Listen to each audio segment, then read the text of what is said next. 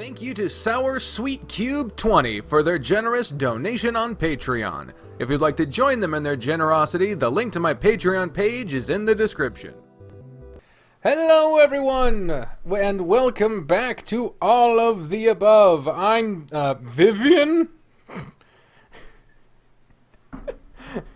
I was going to try to go for a classic intro, where I was like, hey everyone, I'm Jacob, and then you'd say, I'm Caleb really quick, but, it's not the same with the new name, you know? Yeah. I was wondering who the hell Vivian was on my Twitter. Yeah, that's me. Because I don't check Twitter often for the folks at home. Oh, yeah. And your Facebook account is basically just honorary at this point. Yeah, it's basically just there so my family knows I'm still alive. Yeah. I've told you about the new name thing. I don't think so. You might have mentioned it in passing, but never, like, hey. Well, that's a fun thing to open up with if you want to hear it. Sure. I'm curious. Sure. First of all, let's go ahead and establish, hello everyone. Welcome to the July 29th episode, All of the Above.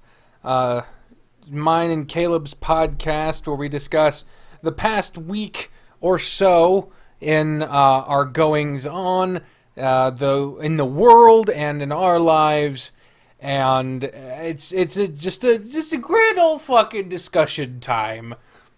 Yeah. But two friends separated by a million miles of nothing. Soon to be less. Soon to be less? What do you mean? They're opening up a high-speed rail between KC and St. Louis, thus making the drive time to you like an hour. Wow. Well, St. Louis isn't an hour away from Chicago. It is if you drive like you're in Kansas. Good point. Good fucking point. Well, I'd be more than happy to if fucking. Goddamn, we need a high. Regardless of how it affects us, we've needed high speed rail forever. Like, the bullet train in Japan is like the most amazing shit, and the fact that we don't have that is a goddamn travesty. Yeah, I was looking into that, and there's a lot of like weird things that need to be, and a lot of really staunch fuck you people between cities that would need to be moved. Yeah, I mean a lot of it just comes down to people who are like, this is my land, you're not taking my land, it's government seizure, you're taking my stuff, and it's such a bunch of bullshit. It's fucking ridiculous, but, yeah. Oh, I was gonna tell you the fucking name thing. I forgot. I was like, I was gonna say something, and I don't fucking know. So it was a while back. I had been discussing with myself a while about, you know, I've always felt a little bit different, as it were, a little bit unnatural in my own body. I always thought it was just because I was, you know, I was just more feminine than most guys, but I was still a guy, even if I wasn't, you know, I definitely wasn't even close to straight, but, you know, I was still a guy, and I had a lot of ideas of what being a male meant that were related to like old school mentalities and related to stereotyping and trope and a bunch of bullshit. And as more and more of those got stripped away and I did more and more self-discovery, I basically just came to the conclusion that I'm non-binary, because, you know, there are days where I feel more masculine or feminine, but at no point do I ever feel like I am a guy or a girl. There are some days where I feel like having a beard is, you know, it feels natural, it looks good. Other days where it feels totally unnatural and fake and wrong. Some days I want to wear my skirt. Some days I want to wear pants. Most of the time, I just don't want to wear fucking anything that's assigned to any gender. That's the most important thing. Is some days I'm leaning more towards some more typical feminine things, sometimes more typical masculine things, but I never really felt belonging to either camp. And that coincided with the fact that I've never liked my name. I've had to say my name several times in this line of work and just in life in general, and at no point did I ever feel like it was my fucking name. I have 4 names. First, last, and 2 middle ones, and all of them are from other people that most of which I never fucking met, right?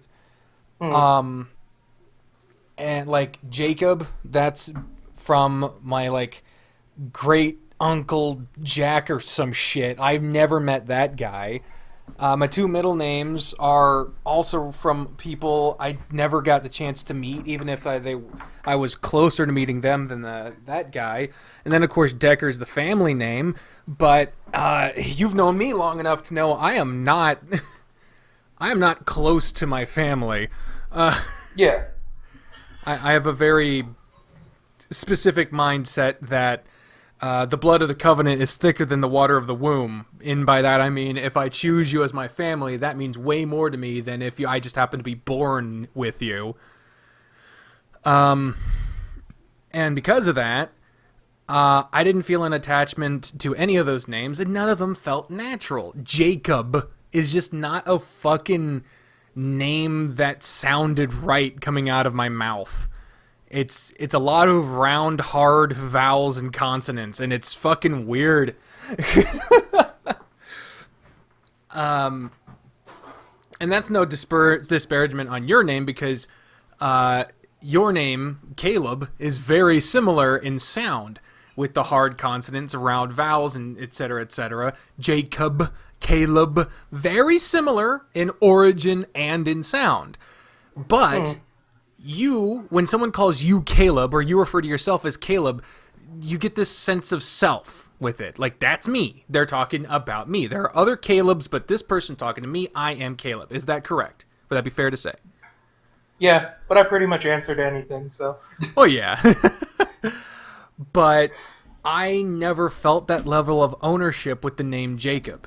It never felt like it was me. Like, I knew that was my name, and I would respond to it.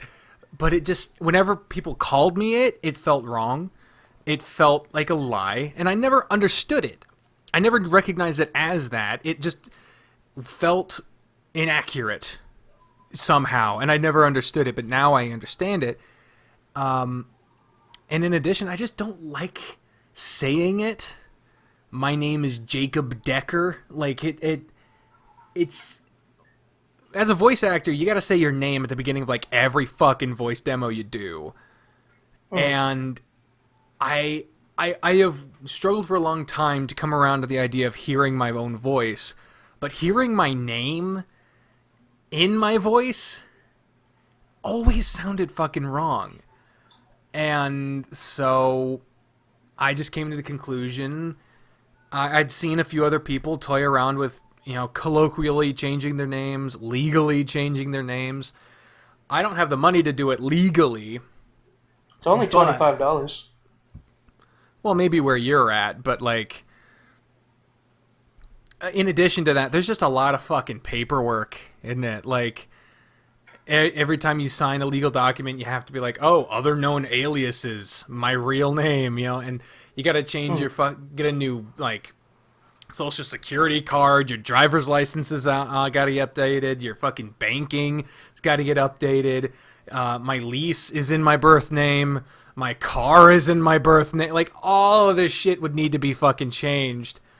And by the way, all that shit has happened to people who have gotten married and it has been either expected or forced upon them to change their last name. All of that shit happens to those people. And that's just been a societal standard. That's just sort of expected, primarily of women. And it's a fucking hassle, alright? It's a fucking nightmare. I helped one of my friends through it. They pretty streamlined it here. So that's good. That's good. It's just like 2 or 3 phone calls now. Yeah. I don't even like talking to people on the phone. Like, the only person I talk to regularly on the phone is you. And I'm fine with keeping it just to you. I think that you get the phone call. That's that's the level of friend we're at. Everyone else gets text messages if they text me first, because I don't like texting people first. Well, what was it? Oh, on that same thing, you also have to remember your memberships too. Oh yeah, I was the fucking talking to someone and their ex-wife was still on their Costco membership, but oh not their new wife. god. Oh fuck. See, I was I like, just that is a Midwestern problem right there. yeah. Oh shit. So yeah, it's just a fucking mess. So it's not legally changed. I think when you get married, you can get it done for free, and at that point, I might. But colloquially, my name is now Vivian Jade Stevenson. Vivian, in honor of one, it's a cool fucking name. I like that name. Also easy to turn into a nickname. Jacob would get abbreviated to Jake or Jakey or Jack, and none of that and like that. Jakey always sounded like a fucking kid. Jack is too fucking far from being the name in the first place. It sounds wrong. Jake, again, it sounds like a fucking skater kid that like brags about having a cigarette at like 5. Like it's not. But Vivian can be Viv. And yeah, it sounds like a fucking fake word, but I found when I first told someone this is what I would like to be called, and they referred to me as Vivian, or they asked for Viv or Vi or V or any of these fucking things, when people started referring to me as that, I felt like warm. Like I felt like that's me. That's a name I chose for me, and they are respecting me and using a name that means me.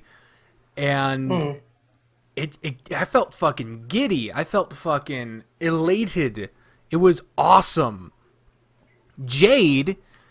I didn't fully explain Vivian. Vivian is also in reference to a video game character from my favorite video game, Paper Mario and the Thousand Year Door, who also struggles with gender identity and with inclusion. I remember. Yeah, because she was constantly being abused by her sisters and portrayed as a villain, being forced to do these things, but eventually takes control of her life and joins the side of good and gets a group of friends that supports her, and it's a great fucking character and a great story. I've also honored the character of Vivian in a lot of the doodle arts for the thumbnails of these. If they include a version of my drawing character, for my character for the channel, that with like the Link hat, that's Jack. That was a avatar drawn by Bri to kind of represent me when I tried to move my channel representation from just the furry version of Jack. Now it's just like this little chibi man. Jack will be getting replaced by Vivian when I get Bri to make a new set of chibi avatars to use for the channel icon, and that character icon has the hat that the character of Vivian from Paper Mario 2, that same hat. I also have one of those hats in real life. I ordered it online from an indie shop on Etsy. It's fucking cute, and I love it. So that's where Vivian came from. Just gotta be careful. Nintendo's cracking down like Disney does. Oh yeah, I know. When I tried to actually put Jack on a T-shirt on fucking the fucking site I have the merch on Zazzle, yes. When I tried to put Jack on a T-shirt there, it got rejected for copyright reasons because it had the Link hat. So I don't know. And in case people don't know, Disney will send people to flea markets to sue anyone using any sort of Disney imagery in handmade. And Nintendo is starting to do the same. Yeah, not far behind on that one. Got to protect those IPs. Yep. Well, it started because people were being shitty and like downloading ROMs onto actual cartridges and selling them as official Nintendo products. Yeah. It's it's a mess. Like, cause on one hand, I want to support, like, okay, just ruining it for the rest of us. Yeah, like that company, the Nintendo hired developers that are small, usually smaller game dev companies, to develop a game with a lot of hard work and dedication to be published on one of the biggest publishing platforms, the Nintendo brand, widely popular consoles, most of them. Some of them were misses. Wii U. The Wii no U. One chose that. The Virtual Boy. Yeah, I forgot about that one. Yeah. Everyone did. Yeah. But yeah, this small company had a big success being licensed and published on Nintendo, and then just some random shit poster from Vermont is fucking downloading their game and selling it themselves. And you know, there's dumb people who just don't realize it, or just don't want to pay the full price, and they just fucking get it. So on one hand, I don't want to support that because it's robbing more so the game devs that are only getting a fraction of the fucking profits from that game they worked hard on anyway. Even if they did get a market share, usually they just get a lump sum. But on the other hand, I'm also anti-corporation, and I think like art belongs to those who are viewing it, and so there's this big fucking mess of like games and all electronic forms of media are code. It's a series of code, and when you break it down to that level, it's like a book. A book is a series of words, and if you copy out that series of words and sell it, well, then you're stealing the person who originally put those words into place. But the person who wrote that book in the first place didn't own those words. But so they took those words from someone else. They just happened to put them all in that particular sequence. And it's the same thing with coding. You put those ones and zeros in those specific sequence, so now you own those ones and zeros? In a sense, yes. And in a sense, it's complicated. And so it's a weird thing that I'm still grappling with. But I generally like, just... third-party clones exist, and they're float in the weird ether of they're technically the same thing, but they have different... They have somewhat different looks, so they can legally exist. Yeah, fucking all the bootlegs and stuff, and it's tough. It's tough because I don't like corporations, but I have a lot of sympathy for people who work really hard in their chosen field. Like, I have more sympathy for a musician than a music label. But the music label is the one that profits the most from the musician's music. It's a weird fucking world, intellectual property rights. Yep. See, that's where the Vivian comes from. Jade, I've always liked the color green. Jade is a shade of green. And a while back, when I first put the words Vivian and Jade together, was actually when me and Bri were toying around trying to figure out what our drag names would be. And so it was intentionally trying to sound like kind of a show name. Vivian Jade, you know? But I just always thought it sounded fucking cool. And so I just kept it. And then, of course, Stevenson, that's Bri's last name. And I feel more closely to her than I do to the vast majority of people in my family tree that have the last name Decker. Like, the only two Deckers I feel really close to are my dad and my brother, and both of them are kind of at an arm's distance, not because... my relationship with my dad has been strained due to recent times, but we're still pleasant. I still love him. I still care about him.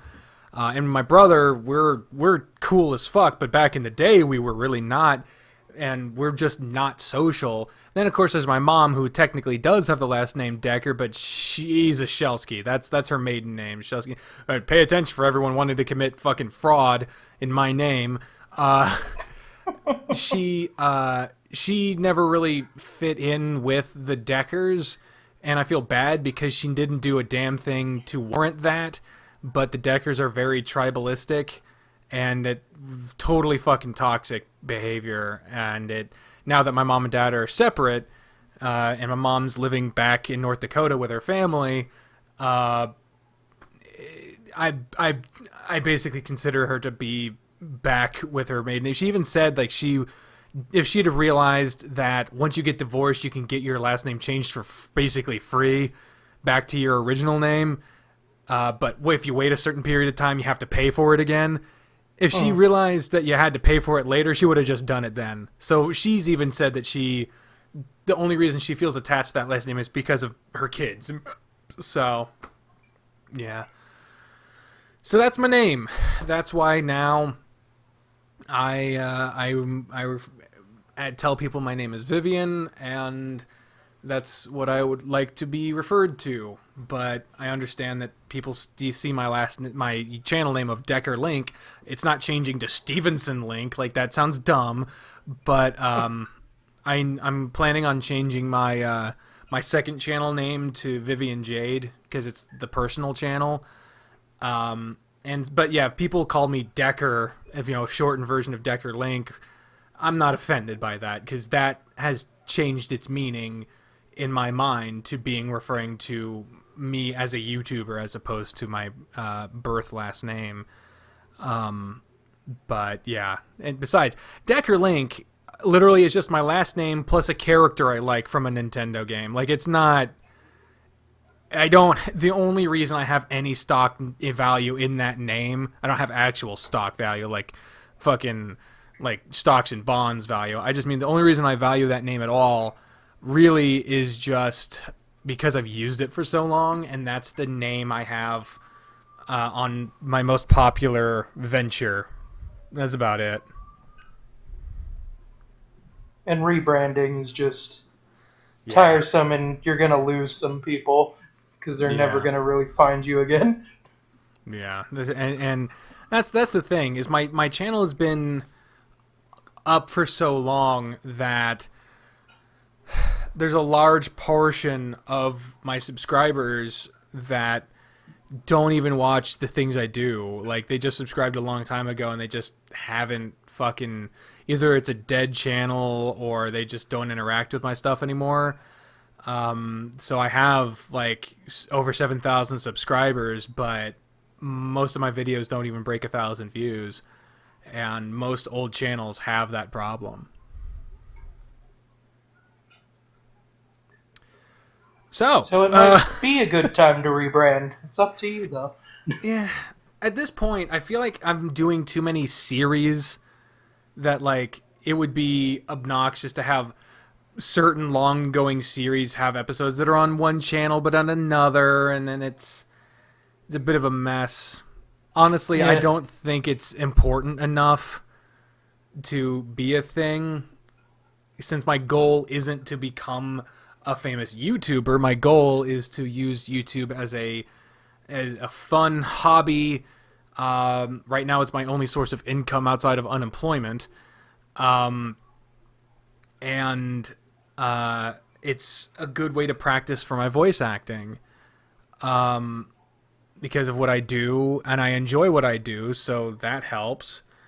But my goal isn't YouTube. My goal isn't to become an internet-tainer. It's kind of a hobby / mini job / practice for my dream career. Plus, I just think it's fun, Yeah. No, that's why. That's one of the reasons I was thinking about doing it once I get a better computer, doing Twitch, because I wanted to look into actual factual radio and shit like that, and I was like, might as well. Yeah, that'd be great.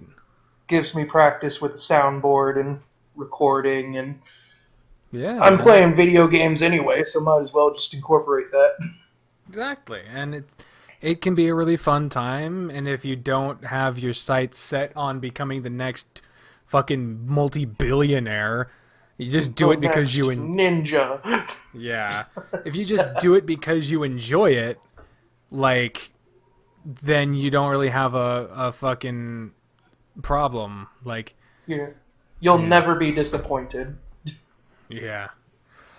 Anyway, so you missed last week's episode because of a sore throat. I lost my voice around like 2 p.m. Ah. um. Oh, what the fuck? Oof. Um. Are you so? Did you compile a news sandwich for last week? I did. I cut down some of the things that I didn't find important or that got covered massively. Okay. So, are you ready to start the news sandwich? We'll start with Yeah. yours.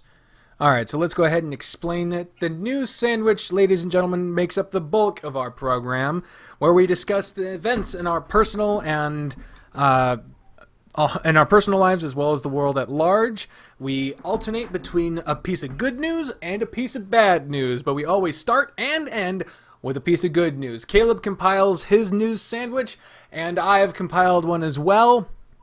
Caleb, let's start with your first good thing.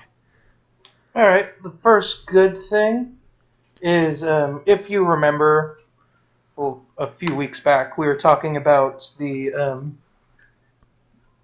tech exec who got brutally murdered.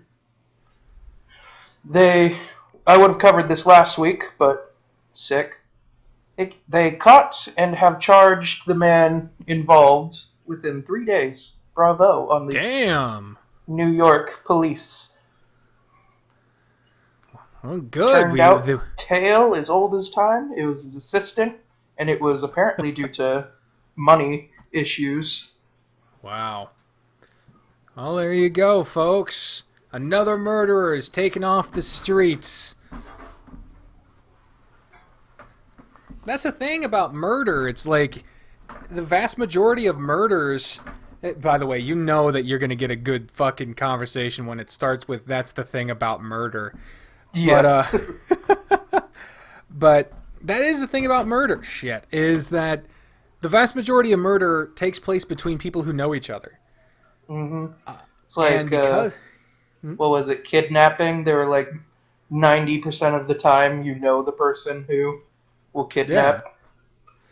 Yeah. That's one of the reasons why, like, there are 3 main reasons that people kill.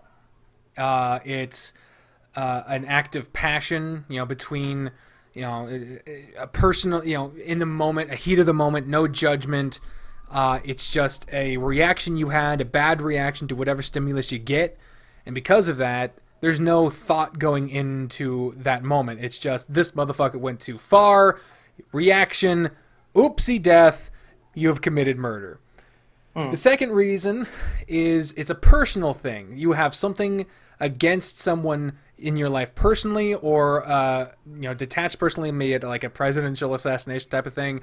In that moment, you are planning an unspeakable act. You are planning a criminal act because of something that person has done to you, or that you think that has done to you.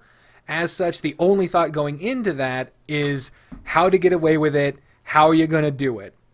And the third reason is basically insanity. It's an act of pure, unadulterated, randomized chaos and murder. Kind of like the Golden State Killer. He didn't have anything against the people he fucking murdered and raped and destroyed the lives of, but he did have this psychosis.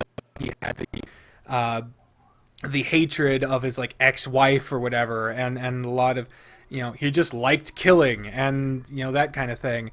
And so in those moments there's no thoughts of deterrence. That's just what they're doing. And so if you notice, the main thing about those 3 things is that telling them if you get caught you will be killed doesn't matter to any of those reasons to kill.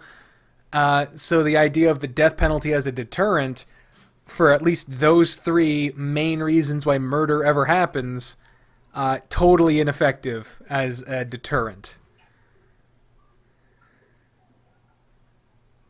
trying to remember. There was one killer where their reason was your door was unlocked, so you obviously don't care. Yeah, I don't remember the name of them either, but I remember you telling me about that. That shit. Oh my god, it's killers like that and the Golden State Killer that make me more paranoid than anything else, because like I don't know anyone in my personal life that would want me dead, and I'm not near enough of a big figure to warrant an assassination for clout. No one's gonna get famous off of killing me, but the thing is like it's the random acts of violence, the unpredictable, psychotic, just your door was unlocked, so I felt invited in, or you just happened to be in an area where I knew I could get away with it.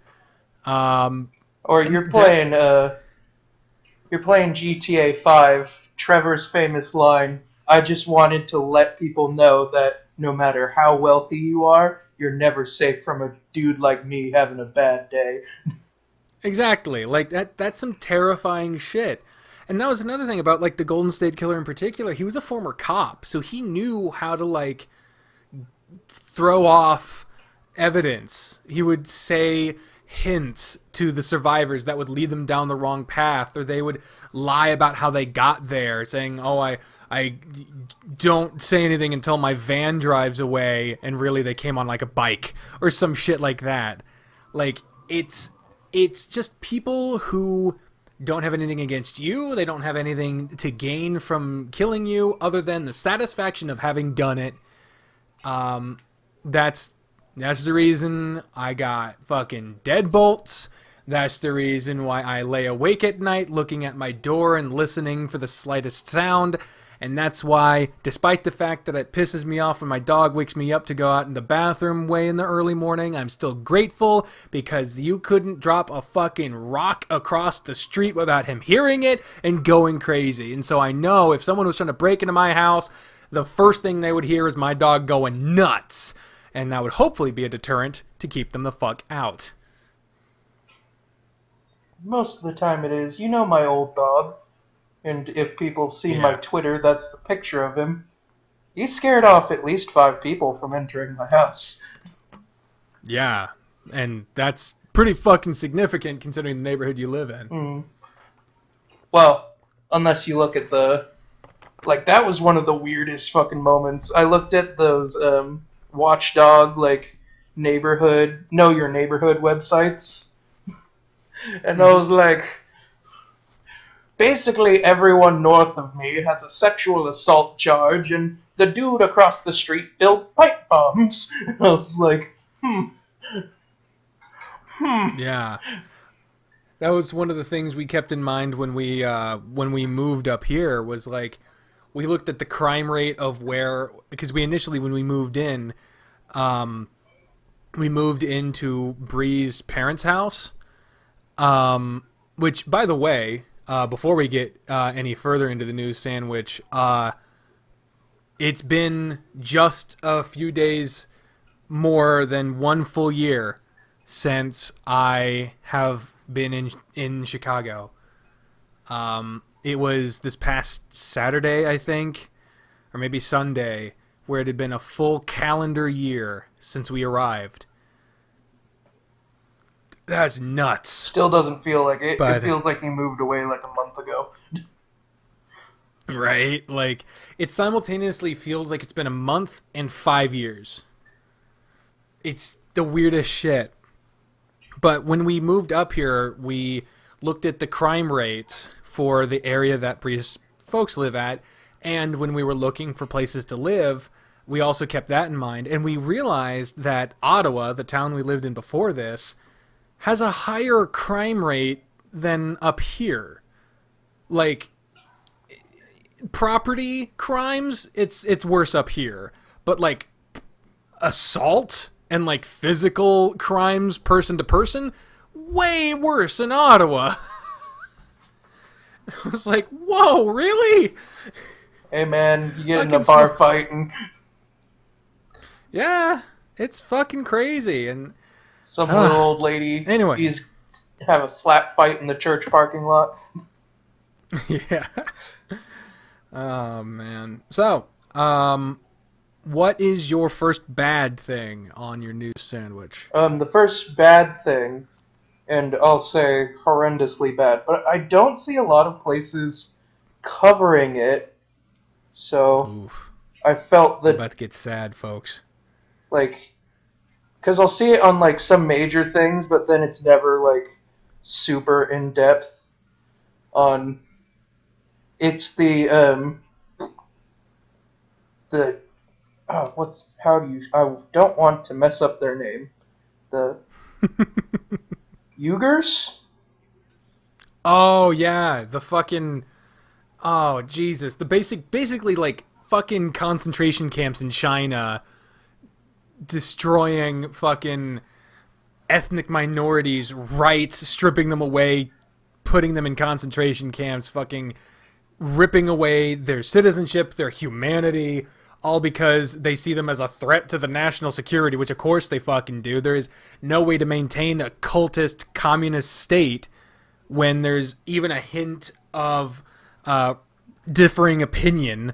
And so they respond to that by fucking Hitler part 2ing them, and no one's fucking talking about it because, oh, there's like 1 billion people there. It's not that big a deal. They're all sweatshop workers anyway, aren't they? Who gives a shit? America is so much more important. Let's talk about the fucking speculation on who's Joe Biden's VP pick gonna be. But no, there's literal fucking ethnic cleansing going on in China, one of the most fucking populous countries in the entire fucking world, and no one is fucking talking about it. He is correct. There's a few things our government has done, which I'm glad for. We have enacted basically way stricter tariffs to cripple them. We've kicked out everyone affiliated. We've revoked their visas and have forcibly forced them out of the country. We have helped a few people who have escaped as we have learned what's happened, because this article talks about some of the people now telling the United States what has gone on. Over 1 million Urks. I don't know how to say that. I'm not making fun. Are detained in citizens of Turkmenistan. Yes, are detained in what are known colloquially to the government as vocational training centers and re-education centers that are actually concentration camps, prisons, and forced labor factories. Detainees are subject to military-style discipline, thought transformation, and forced confessions. They're abused, tortured, raped, and even killed. Survivors have reported electrocution, waterboarding, beatings, stress positions, and injections of unknown substances. Fuck. And no one's saying shit about it. There's and on that same thing, there's somewhat of it's not really a conspiracy theory, but it is out there. It's a lot of these countries that aren't saying anything have bent the knee, and Huawei is their provider for a lot of their electronics and telecommunications. And Huawei is a Chinese company where their CEO is a general in the Chinese army, but very much holds telling America it's not part of the Chinese government. It's the fact that our CEO board is also in the military has nothing to do with anything. Yeah, that's not shady at all. But I've noticed that it's a lot of these countries that aren't saying anything, and the ones that are speaking out are the ones that are speaking out said no to Chinese infrastructure being put in. And I was like, I wonder why, if you let a country control parts of another country control parts of your infrastructure, why you can't talk about them? Yeah, it's like we have so much fucking debt in China. We have so much like in economic investment in that. Like look at all the shit around you right now. I guarantee a good like 70% of it was either made in China or in a Chinese puppet country. Mm-hmm. Like it's all fucking from there. Which I'm going to So say something a few of the YouTubers and articles I've read have said, boycott. It's hard, but like 1 out of 10 items, like aim locally. If you're looking at paper plates, look at where it's made. It makes a difference if a bunch of people, like 1 every 10 times, are like, I'll spend the extra 20 cents to buy yeah, from not a shitty country. yeah, absolutely, Because absolutely. I know no one can be like totally boycott China, especially now, but just once in a while, just be Yeah, like, I'll buy locally. I'll buy that thing made in India instead. It might not be. It yeah. might be a little more expensive, but Yeah, and that's the thing. Like, there, if you live in a populated area, there will be other stores other than fucking Walmart.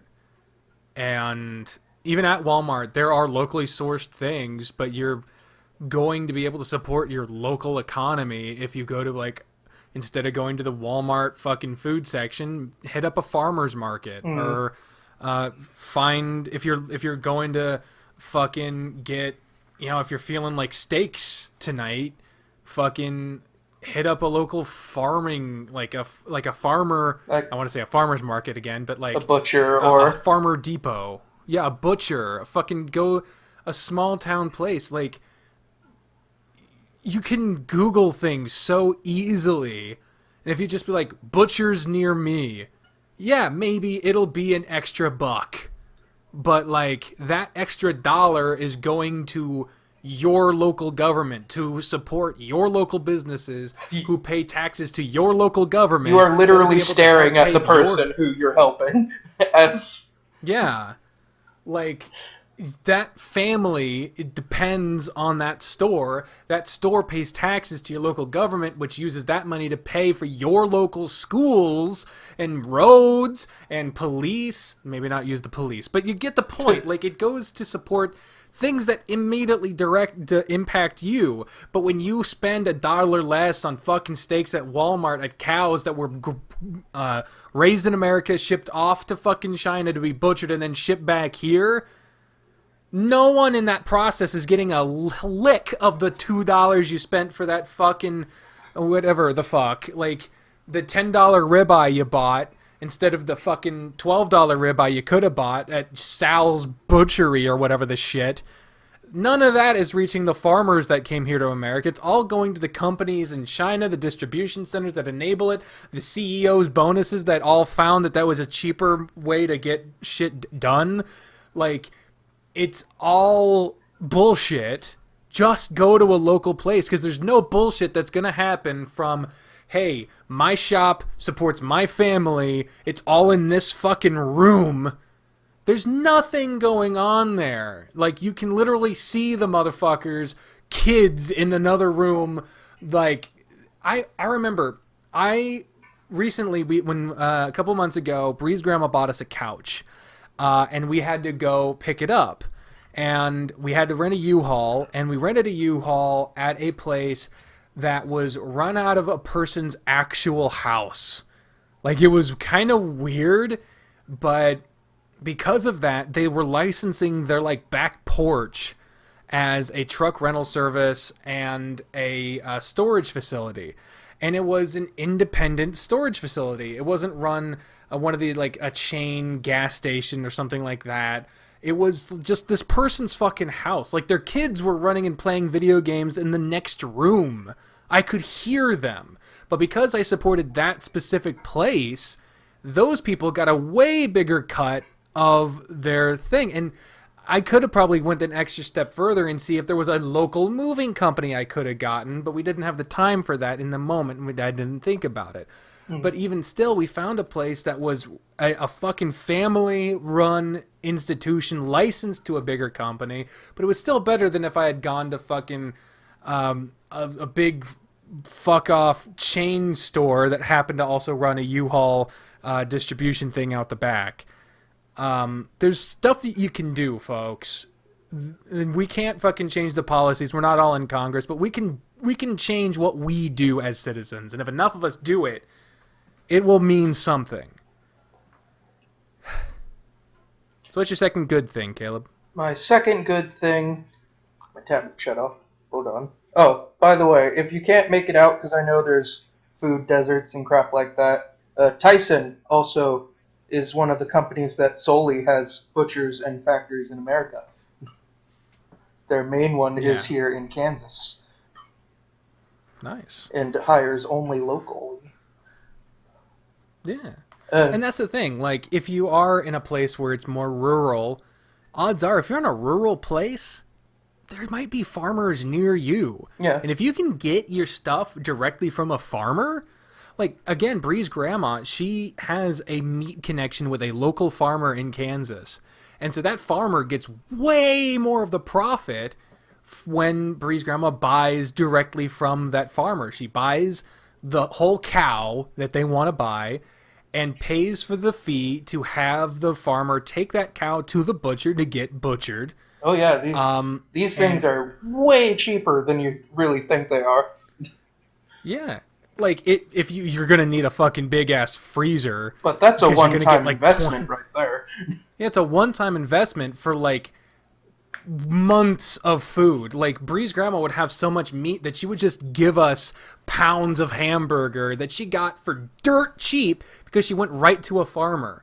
And fuck it. I live in Chicago, but we're, like, 10 minutes from farm country if we fucking went in the right direction. Mm-hmm.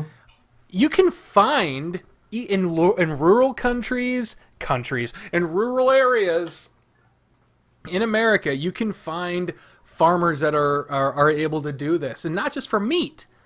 If you're looking to get more into vegetables or fruit or something like that, odds are you can find a farmer near you that's willing to do that. And if they're not near you, they probably have a service that could help with distribution for that. Or even just like... It will... Some person who grows it as a hobby. There are so many people around me, and I live in suburbs that are like, oh yeah, we sell bags full of bell peppers and tomatoes because, it's a hobby, but we don't eat all of them. Yeah, that's the fucking best thing. Like, if you just look around, do 5 minutes of research. You can find places in your local place that isn't Walmart, that isn't Target, that isn't a big-ass corporate social fucking bad fucking places. If you can go to local places, you might pay a little bit more. You probably will pay less, and it'll mean so much more to the people that you're supporting, because most farmers operate on a deficit. Which is why they pick up these government subsidies to grow wheat, corn, crap like that. Exactly. But and so they get the government subsidies to produce an overabundance. A large portion of it goes to waste. Most of it goes, if possible, to animals that we raise to be slaughtered. And the farmer still winds up with a fucking deficit because they wound up growing more than they could sell. And so they have to rely on the government subsidies, and the government won't do it forever. And so, yeah, support your local farmers, goddammit. It'll mean so much more than if you bought a fucking packet of corn at Walmart that just happens to have a USA sticker on it. Oh, and... on that, look up your area, because corn can only be grown in really certain places, and it's super bad for your environment. Yeah. For the most part. But on that topic about the cows, yeah, I was looking into that, and it was like $200 for a cow, full grown. Yeah. $100 to get it And slaughtered. Every... And I was like, motherfucker, that's like a 4th of July barbecue. And I get a year's worth of meat. Invite the entire neighborhood. You know how many pounds of hamburger you could get out of a cow? Like, fuck. Guarantee you chalk up all the different cuts of meat you're going to get from a cow. That's talking steak, rump roast, hamburger, fucking, if you like cow tongue, you can get that too. Like, brain all is the good. Different cuts of... It tastes like eggs. Yeah. I've never had it. That sounds disgusting, but I would try it. Like, just close your eyes and eat eggs, to. And that's basically what it tastes and feels like. That sounds fucking disgusting. But anyway, point is, if you add up all the price of buying all those things individually from the Walmart, it'll be way more than if you get it bulk from a farmer. Pay the $200 for the cow, $100 to get it butchered, and you're going to be eating that meat for months. I think Bree's grandma goes through a cow like every year and a half. Mm-hmm.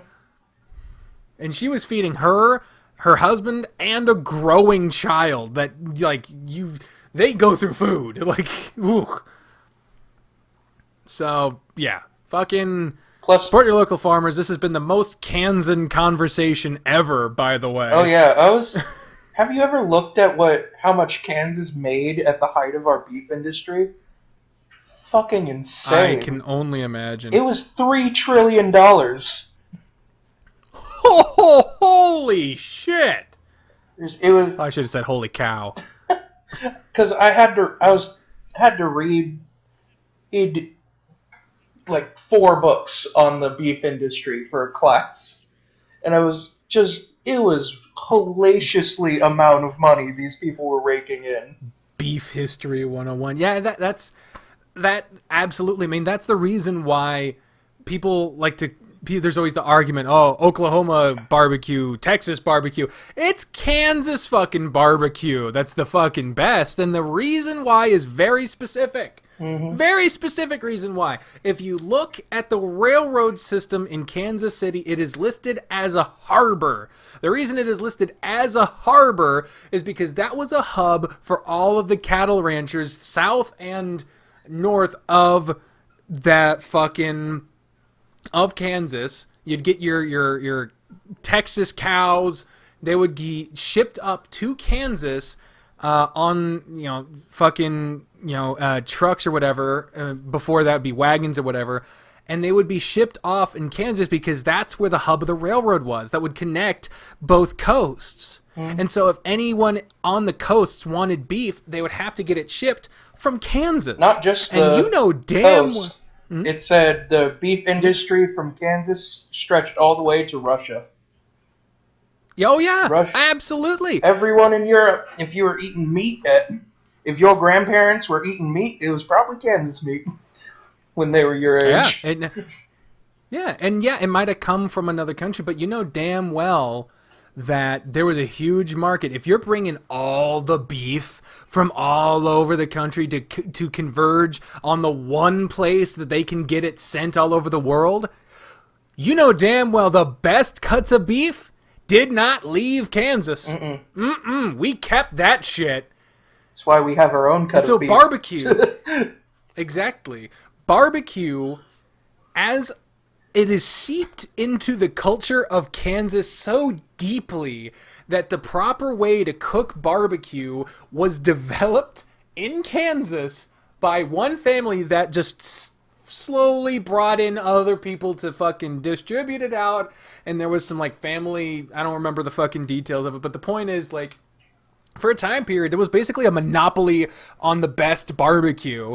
And even still, if you want the best fucking barbecue, it's cows bred for generations to be the best cow beef for barbecue in the fucking world, all in Kansas. That's where the fuck you get it.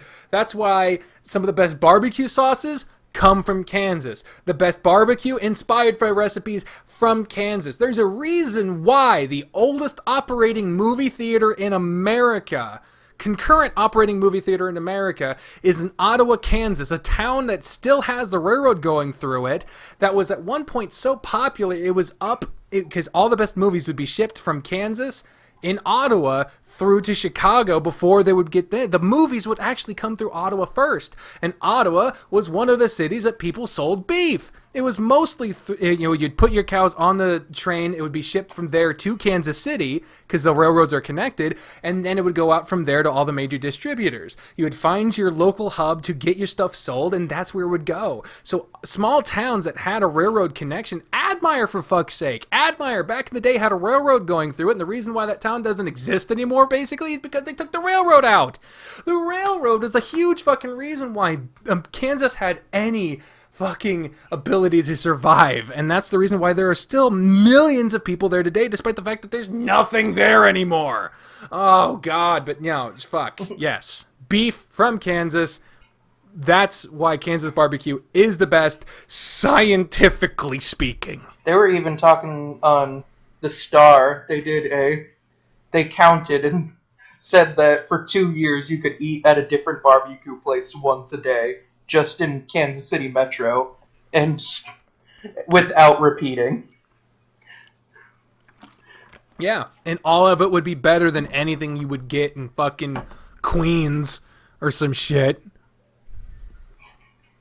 Fuck does New York know about barbecue? Not a goddamn thing.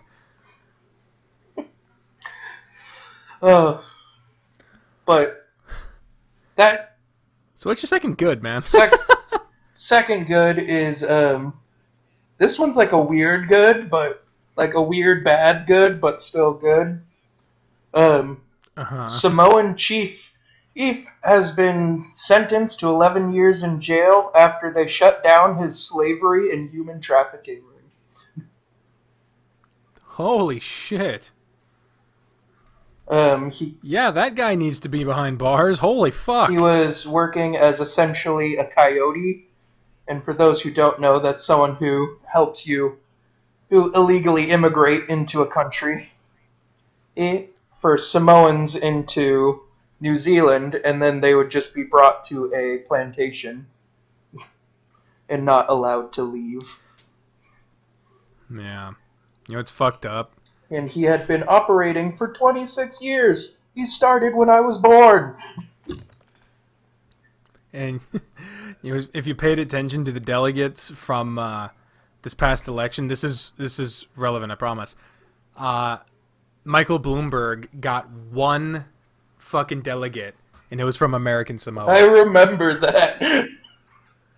Like, after so much money he put into his campaign, American Samoa was the only thing he got. Alright. So, I believe we were going on to your second bad, eh? Yes, second in bad. I'll lump something else in with this one too, because it's kind of on the same warning. FDA is warning people that some of the hand sanitizers that have made it to market are not safe and contain methanol, which essentially is a bootleg moonshine. So they have found 9 hand sanitizers that have it. Their company's products, one called Love Air Gel, and Clean Care, and Clean Care are the 2 types that they've mentioned. So if look at the branding, but essentially, for those that don't know, is methanol, when ingested into the human body, causes blindness. Fun. Yeah. The other thing I'm lumping in with this, because it's on the same be careful of your products, a random Chinese company, from the looks of the packaging, has sent out thousands upon thousands of random seeds to people across the U.S. Yeah, I saw something about that. I was wondering, what the fuck? The Food and Game Administration and Agricultural head are trying to figure out what's going on. But Americans are reporting getting seeds in packages that are labeled like earrings, jewelry, and just other random stuff. And they're telling people, don't plant them. We have no idea what they are, why you got them. That's fucking spooky. Like, as soon as I thought unexplained seeds, my mind immediately went to Deadly Premonition. Oh, yeah. Did you hear that they're planning on remaking that game, by the way? Oh, yeah. They've released the sequel and the remake. It was like Deadly Premonition, like Origins or some shit. It's going to be on Switch. I think the sequel is already out or something. I don't fucking know. I just know I want it. Because it's the best, worst game ever made.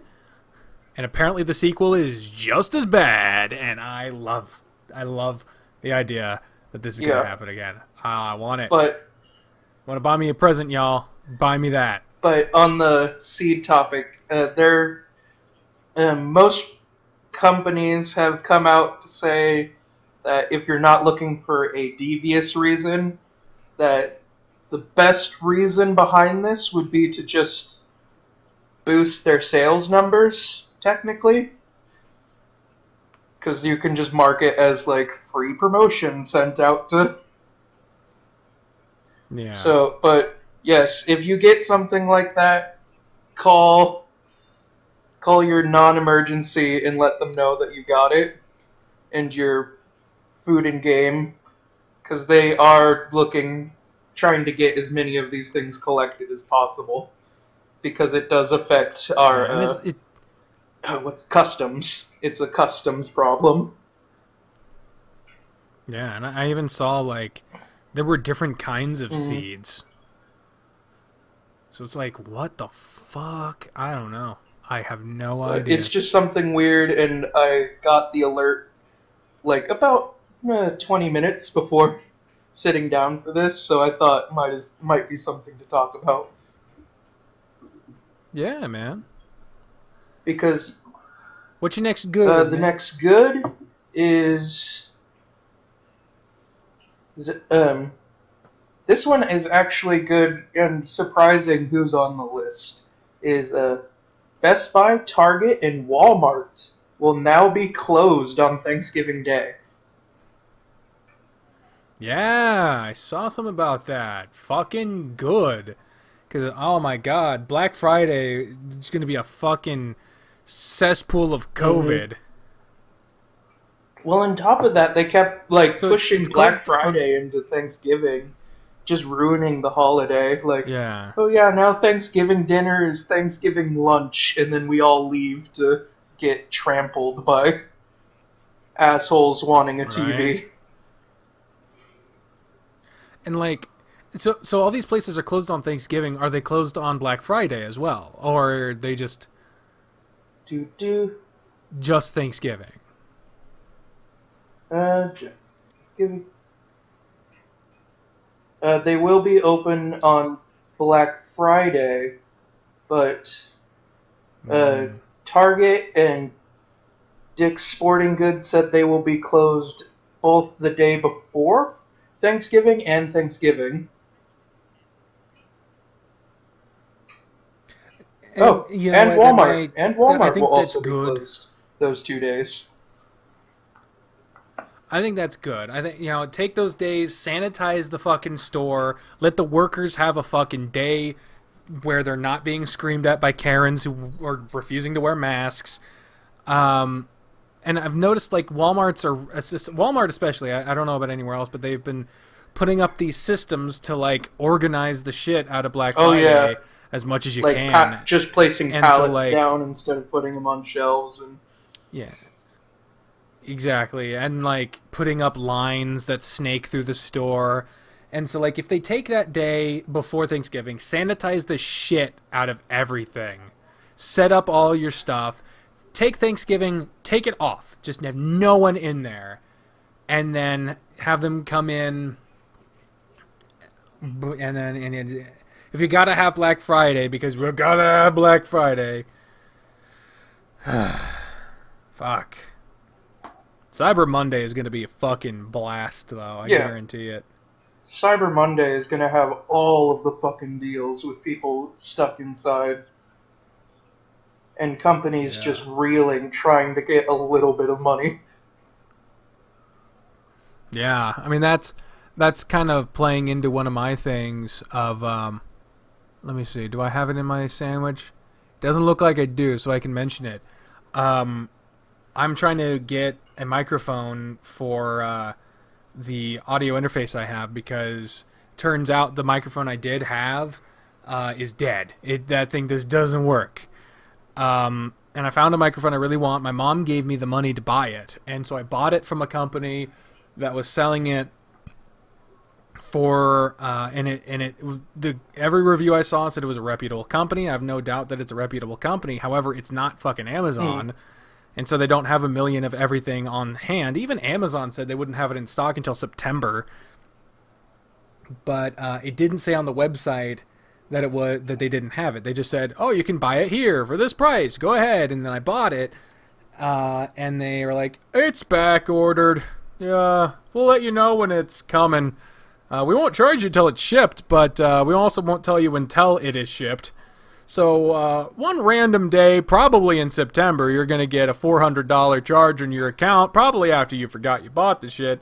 So if you want to cancel, you can contact us, and we can put in the process to get your money back. But in the meantime, good luck." So I'm not too pleased about that. I checked Guitar Center. It's not even there online. Amazon doesn't even have it. And the reason I'm bringing this up now is that so many people are home, they're buying all the fucking technology equipment. Everyone's fucking taking this opportunity to start up podcasts and fucking start music careers. And companies are needing to have good audio and video equipment for their Zoom meetings. And people are just upgrading their setups because you're at home, might as well.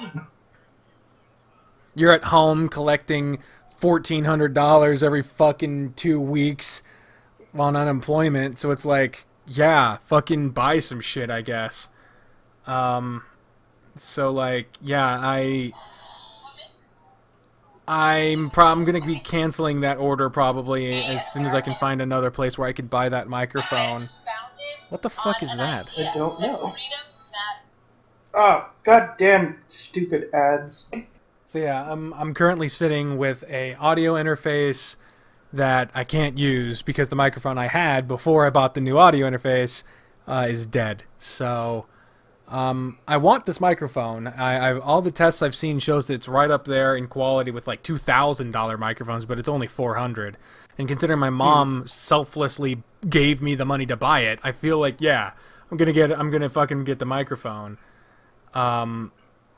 It's just frustrating when I was basically lied to by this company, so I'm gonna get my money back, and considering it's not an urgent fucking order, I'll probably put it on my Amazon wish list and fucking hopefully it'll alert me when it's back in stock so I can buy it again. Because in the meantime... yeah. Also remember to mark it down on Honey, because Honey will notify you when it drops in price too. Yep. It's got the drop list. I got it all installed. Fantastic little thing. Saved me money plenty of times. For those who don't know, Honey is a Chrome extension that a lot of people get sponsored to use. We are not sponsored, but we'd be glad to because we both use the shit. It's a free Chrome extension that you can add to your browser. It'll automatically search for coupons whenever you're about to buy something online. And it has saved people dozens of dollars. I think they said billions now? Billions total in collective dollars. For me, usually it's saved me a couple bucks here or there. It's never been too big for me, but... saved me $5 on pizza. There you go. There you fucking go. So, Yeah, check it out. Usually, some of your favorite big name YouTubers have a sponsored link. Just look up the name of one of your it's favorite. It's up there with Raid. Yeah, look up the name. Go to YouTube, look up the name of your favorite YouTubers and Honey, and eventually one will pop up where there's a join link in the description of one of their videos. Click their link. Hopefully, it's still active. Get them some money. Support your fucking favorite YouTubers, as well as supporting a great free program like Honey. And yourself. Save yourself some money during these times. Exactly. Because, oh my god, for a time there, me and Bri went off the fucking deep end with ordering out. Like, I won't say how much, but we definitely did it more than we should. Because it was just so fucking easy, and we're both fucking food addicts. I'm a bit worse than she is, but the problem is we both enable each other. So we'd both want it. Sometimes you just don't want anything in the house. You're like, I'd really like Thai food, but I can't make Thai food. Exactly. And as soon as one of us would say that they want it, the other would, who had been thinking, well, I want it, but they'll say no, or they'll be mad. As soon as the other person says that they want it, we're like, oh, that's a yes. That means we're getting it. And it's a fucking mess. But fortunately, I got this like Excel spreadsheet. I know, fun shit here that we're talking about. First corn, now Excel spreadsheets. Best podcast ever. The Metro Kansan podcast. But I got this Excel spreadsheet where I itemized what everything was going for in my bank account. And I've got it separated by a good amount of categories, like grocery, eating out, restaurants, gas, streaming services, leisure, medical, stuff like that. That's not all of them, but stuff like that. Stuff we should be doing as adults. Yeah. And I set up a series of functions that takes totals of all those different columns, and it not only totals them up in those columns, but it also figures out the average amount I would spend in any category at any time, as well as it telling me like the percentage of the total amount spent in that period of time, how much of it went towards that category. And I do them in quarters. Cut the year into 4 pieces of 3 months. And so the final final function takes the totals for the categories and divides them by 3. And so I can find out roughly, on average, per month, how much was I spending per month in any of these categories. And it really goes to show just how much I'm spending in any one thing. Now that we've got food stamps, our grocery bill has gone down significantly, which is good. Just goes to show how much we were spending on foodstuffs at the grocery store, but now, it's helpful there. And now that I'm going to be getting some medical help soon that I'll get to on my news sandwich. Hopefully, our medical bills also go down soon. But yeah, I'm actually pretty proud of that spreadsheet. I've been doing it for a year now. I've done it since we moved up here, and it's helped keep in mind, like, hey, you're going too much in this section, or hey, you could, if you want to cut costs, this would be the place to do it. It also helps contextualize, because I've also got a function for like how much we spent versus how much we made. And this past quarter was the first quarter since we've been up here where we made more than we spent. Oh, yeah, being in the green is a fun feeling. Right. Especially the first time you do it. And especially considering over the past quarter, I've spent a very significant part of that time being unemployed. So, like, there's something to be said about whether that would have happened if I didn't have those that extra COVID 600 per week. But now with Bri's new job, she can basically afford all of our expenses by herself. So I can actually, I called the Social Security office and told them, hey, I've got a disability case pending because I've been told by multiple doctors I'm unable to work, And now I have a pretty good case because I literally am not working. Because it's really hard to convince people that you're unable to work when you've been forced to stay at a job. Yeah. Yeah, because for the longest time, as you know, I am unable to work, but I was forced to work because how the fuck else are you supposed to survive? So now I called them and I told them, we updated my case file, said, hey, I'm unemployed because I can't work, and hopefully they're still processing my disability claim. They said it could take this long. I made sure to check. They have records from all of my relevant doctors, and so now it's just the waiting game. I called them and asked, is there anything I can do to speed up the process? They said, well, you did everything that we wanted you to do. You signed the release saying that we can get your records from your various doctors. I even helped coordinate them getting the records from hospitals. I did a lot to get this thing working through. And Illinois has one of the best approval ratings for disability, and it's still a fucking arduous task where they usually deny most people because they don't want to pay them. They don't want you to be on the government dime, but so they don't expect you to wait this long. They don't expect you to fight it. You are much more likely to get your stuff approved if you appeal it. But you have to get denied in order to appeal it, and they can take up to 2 years to give you a determination. We've already waited for a full year already. As of August of this year, it'll have been a full year since I applied. So, got another year before it'll automatically time out and they'll deny me. If they wait that long, they could deny me just for waiting too long. But if they approve me, I might get a lot of back pay. Mm-hmm.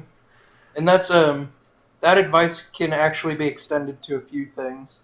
Like I got told this by an older family member, which is if you get a traffic ticket, go to court. Like especially if it's something stupid or like very frivolous. Most of the time the police officer won't show up, so because it's only like $100. Yeah. 30 minutes out of your day can save you a few $100s. Yeah. Because if that police officer doesn't show up to your rando traffic ticket, the judge will throw it out. Yeah. And even still, like, if they do show up, it's like... you still have a chance of it getting thrown out. Exactly. So, fortunately, I've not had to deal with that. I've ever gotten was a warning ticket where they were like, if you can come down to the office and prove you had insurance, we'll just deny this ticket. Now that's happened to me twice because both times I had a headlight out and both times my insurance card in my car was out of date by a week. I had insurance, I just hadn't put the card in the car. You were there for one of them. Yeah, I remember that, and he was just like, he really did not care. No, he didn't give a goddamn, but there was 4 huge motherfuckers in a tiny car heading to the Waffle House at 3 in the morning. One of them had an army helmet on. And I got his pen. I remember that. Yeah, you were like, should I give it back? I was like, I told the guy, I was like, this is a really nice pen. He was like, thanks. Do you want it? I was like, yes, thank you. I don't think he was genuinely offering, but he offered, even jokingly. I still have it. It's a good fucking pen. It still works after all this time. Yeah, it really is. Yeah, I mean, I don't use a pen in the car that often, so it's my car pen. So do you got another bad? Yes, and I have one last good after that. Alright, what's your next bad? Your last bad? My last bad is, well, I don't know how you'll feel about this, but it's bad for a few things. Remington is going out of business. Filed bankruptcy. Remington Guns. Oh, the gun company. Mm-hmm. It's bad for a few reasons. One, they were American. Their only 2 factories were in New York and Alabama, so those jobs are now just gone. And two, they were planning on selling to the Navajo. Like, legitimately just the Navajo. So it would have been a boon to the Navajo people. Possibly. But if the company went out of business, it would have had to have been for some reason, and if they had sold to the Navajo, that reason wouldn't have left. It would have just been the Navajo. It was because people backed out. They lost backers. Yeah. And so if they had sold to the Navajo would have lost backers, and so it wouldn't have been their boon. It would have been a problem for them. It's like, I'll sell you my shitty car because the mechanics refused to fix it.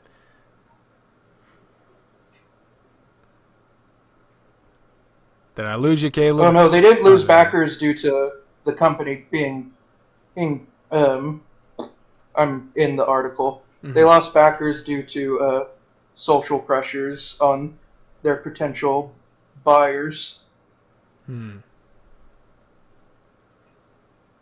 Well, yeah. I mean, I do see why you said that it. You know, whether I see it as a bad, it is kind of up to me. It's a mixed bag for me, because yeah, it was an American company. American jobs are now gone, but like, it's not like there aren't more gun manufacturing plants even in those areas, and especially now, like the workers there won't be out of a job for long. Odds are. And I don't see a company being American as being an inherently good thing. I do because of jobs. That's about it. If people are losing jobs, and because, like, as you proved, maybe some of these people can't work anywhere else. Well, yeah, I mean, I'm not a good example for that because, like, I've worked this place, and I was planning on their pension or their. Oh yeah.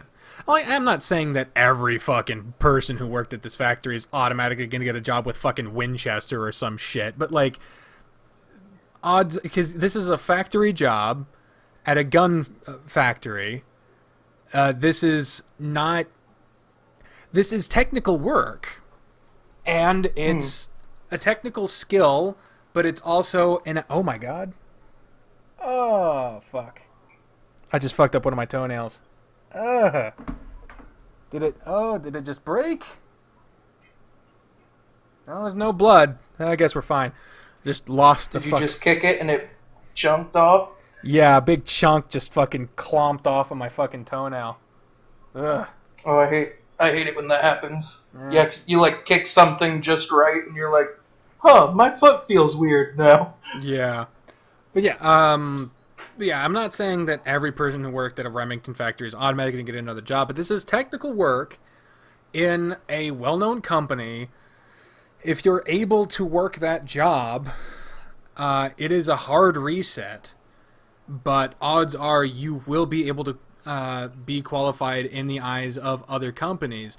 Like I said, it's not as easy as you work there, so you can work there. Done deal.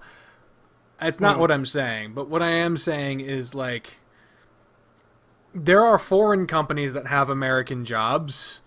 All I'm replying to is it being an American company, to me, is not an inherently good thing. But, like, yeah, it does suck that these people have to find another job. I have faith that they will be able to find another job. But overall, there's less guns being made by at least one company. Maybe the other companies will pick up the slack. Maybe there's just less guns. I don't know. Maybe they'll overcompensate and make more guns from the other companies because they're all trying to replace Remington. Who the fuck knows? I just don't have much sympathy for gun manufacturers, I guess. Not the workers, the factory workers. They just need a fucking job. I mean more the corporation as a whole. Again, I'm kind of anti-corporate. I'm anti-corporation by and large, not as a general rule, but I don't like big companies. But I have sympathy for the workers because those people are just trying to provide for their fucking family by and large. So I would see that as more bad than good, I guess, because even if you are more likely to be able to get another job, it still fucking sucks. Because if you had built up a pension, that's fucking gone likely. You have a fucking routine. You got a place you can establish. You might not get the same rate of pay. It's definitely going to be a different route of commute. So if you had to ride the bus to get to your job, it might cost more because you're on bus more often. There's a lot of different circumstances, but I have no sympathy for the company of Remington.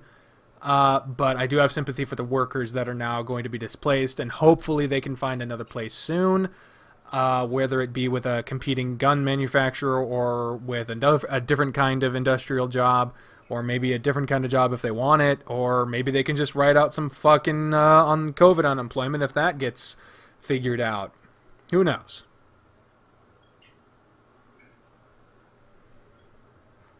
What's your next good? Oh, go ahead. My last good is more on a personal level. I like the personal ones. Do you remember that story I told you about that happened to a family member? Yeah, your cousin. Mm-hmm. He is. They're currently pushing to get him transferred to Westbrook. Look, and they're keeping him in the psychiatric ward. So he is now safe and being processed, but that will take a while. Oh, good. But they're moving to push him into the... They're trying to push him into the state mental institution, which is guarded, so it will also keep him... That's good. Safe from retaliation. And it's so much better than a fucking jail. Oh, my God. Mm-hmm. I'm so fucking happy to hear that, man. Oh my god. That story left off where it was made me fucking cry. I'm glad. I hope he doesn't get convicted. I would be a travesty and a miscarriage of justice were he to be convicted. No, that's what they're debating, but given they're seeming to push more towards Westbrook, it is technically for criminally, but that's also just the only one that's really up and running now. Yeah. As long as he's being treated with medical surveillance, because just a jail cell, that there's no medical consideration in a jail cell. But even if it's surveillance led, something like that, but with medical staff given for people with medical needs, even if it's a place for the criminally insane, I would still much rather that than him just being in a fucking prison somewhere. Just basic prison population. Yeah, because fuck, man. Yeah, I'll let you know if there's any more updates, but that's what they're aiming for. Yeah, I just thought that would be some good news. That is very good news. I've been watching this YouTuber for a month. This is relevant, I promise. Called Larry Lawton. He at one point was America's biggest jewel thief. He stole millions and millions of dollars in jewels, and he got caught, sent to prison, and now he's fighting for prison reform, prisoner rights, and he has a YouTube channel where he tells his story, advocates for legal issues and stuff relevant to that, speaks to people who are at risk of going to prison, juvenile people. He also he works with local communities and police forces and juvenile detention centers to talk to people to try to hopefully get them to speak directly to people who are at risk of going to really bad prisons. He's also America's only honorary police officer because of how much work he's done with police reform and local police and everything like that.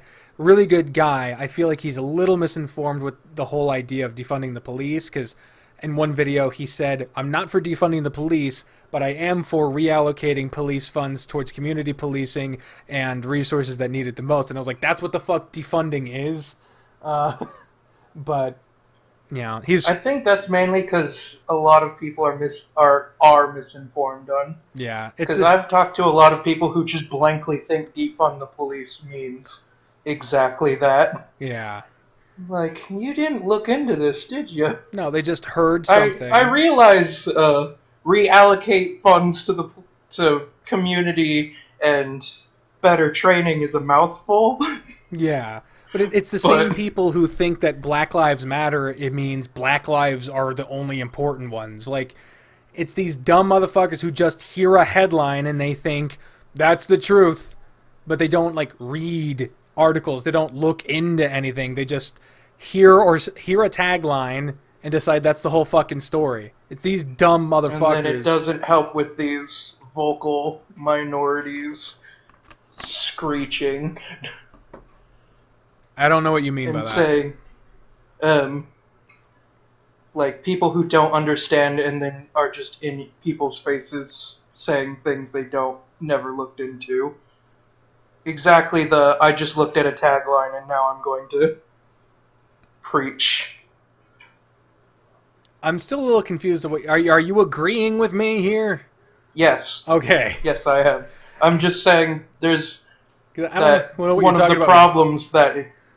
of the problems why this keeps getting spread is because there's people who do look at it, agree or disagree, and then screech about it. Oh, without actually looking into it. Oh, so you get people, yeah, and this is one of the only times where I can actually feel comfortable saying it happens on both sides, but there are people who will just decide what the truth is without looking into a matter, be it for or against it, and be some of the most vocal people on it. Do I think these people represent the vast majority of people in the issues? Hell no. There are so many people that are pushing I'm not for Black Lives Matter because it's racist against other people. Black lives aren't more important. These people, some of them, are actually for all the shit Black Lives Matter is for. They just are misinformed about the headline, and they're ignorant about the meaning of the cause, and because they're already mad about what they think it's about, they have decided not to go into it. So they've made a number of mistakes, but at the core of it, they are inherently allies of the group of Black Lives Matter. It's just because they're choosing to be mad about the wrong thing, about something they're misinformed about. Because of these things, they have made themselves an enemy. And on the flip side, you get people, again, what was it, the black supremacist groups that keep getting pushed out of the protests? Yeah. They're trying to tell them that's not at all what we're about. Exactly. It's people who are on the flip side who are saying, like, I haven't heard much about black supremacist groups. I know as with all ideas, there's a group for it, but like what I was going more for was people who hear that there are people in the all lives matter side of things that are racists and they don't like black people and they think that all protesters are rioters and looters and they deserve the blah blah blah. And so they scream at anyone who says all lives matter, thinking that everyone who says that is automatically racist. And just like that, they are making a generalization about people that, like I just said, there are some people who say all lives matter just because they think, wrongly I might add, they think that the phrase Black Lives Matter is racist.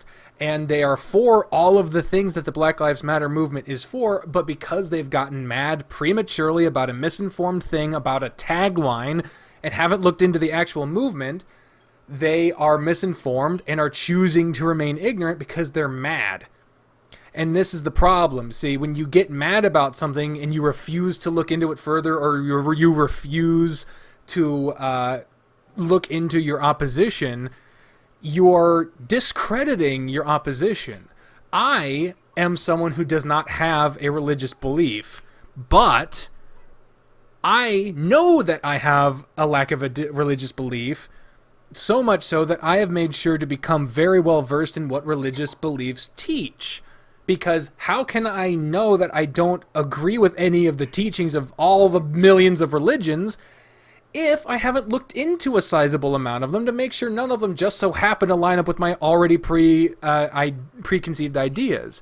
I might have already been... There are a lot of people who have morphed their version of Christianity into what would more align with Buddhism than Christianity, just with a different special person in the sky. But because they don't look into Buddhism as anything other than the fat golden statue guy... They don't look into it, and they just say that it's whatever. There's even a form of Buddhism that claims Jesus is Buddha. Yeah, and so, as a result of this stuff, if you have a belief, if you have something that you know to be true, you need to look into the alternatives. You need to look into the opposition. You need to look into more than just their tagline, their name, whatever you already think about them. Because the only way, in my opinion, the only way to know for sure that you believe in any given ideal is to be able to defend the opponents of your ideal against those that would misrepresent them.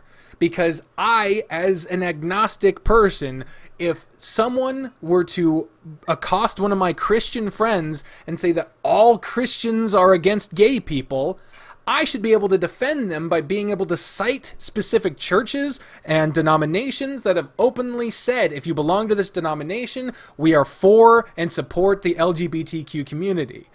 Because I am able to do that, I don't agree with the church, but people I disagree with will be misrepresented just as people I agree with will be misrepresented. And I have to be aware of what the people I disagree with mean in order to know for sure that I agree with what I'm already saying.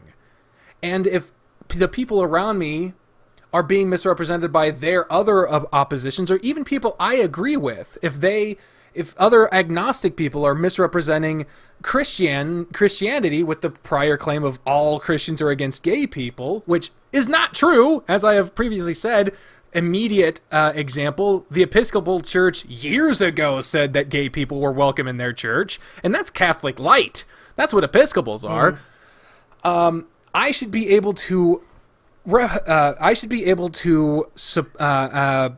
accurately depict and defend the ideals of my opposition to even those I agree with, if the people I agree with are trying to misrepresent what my opposition says. That's how I know what I believe in. And so when it comes to the Black Lives Matter, All Lives Matter separate movements, what we need more than screaming and assuming is we need people on opposite sides saying, okay, so you are saying all lives matter, blue lives matter, whatever.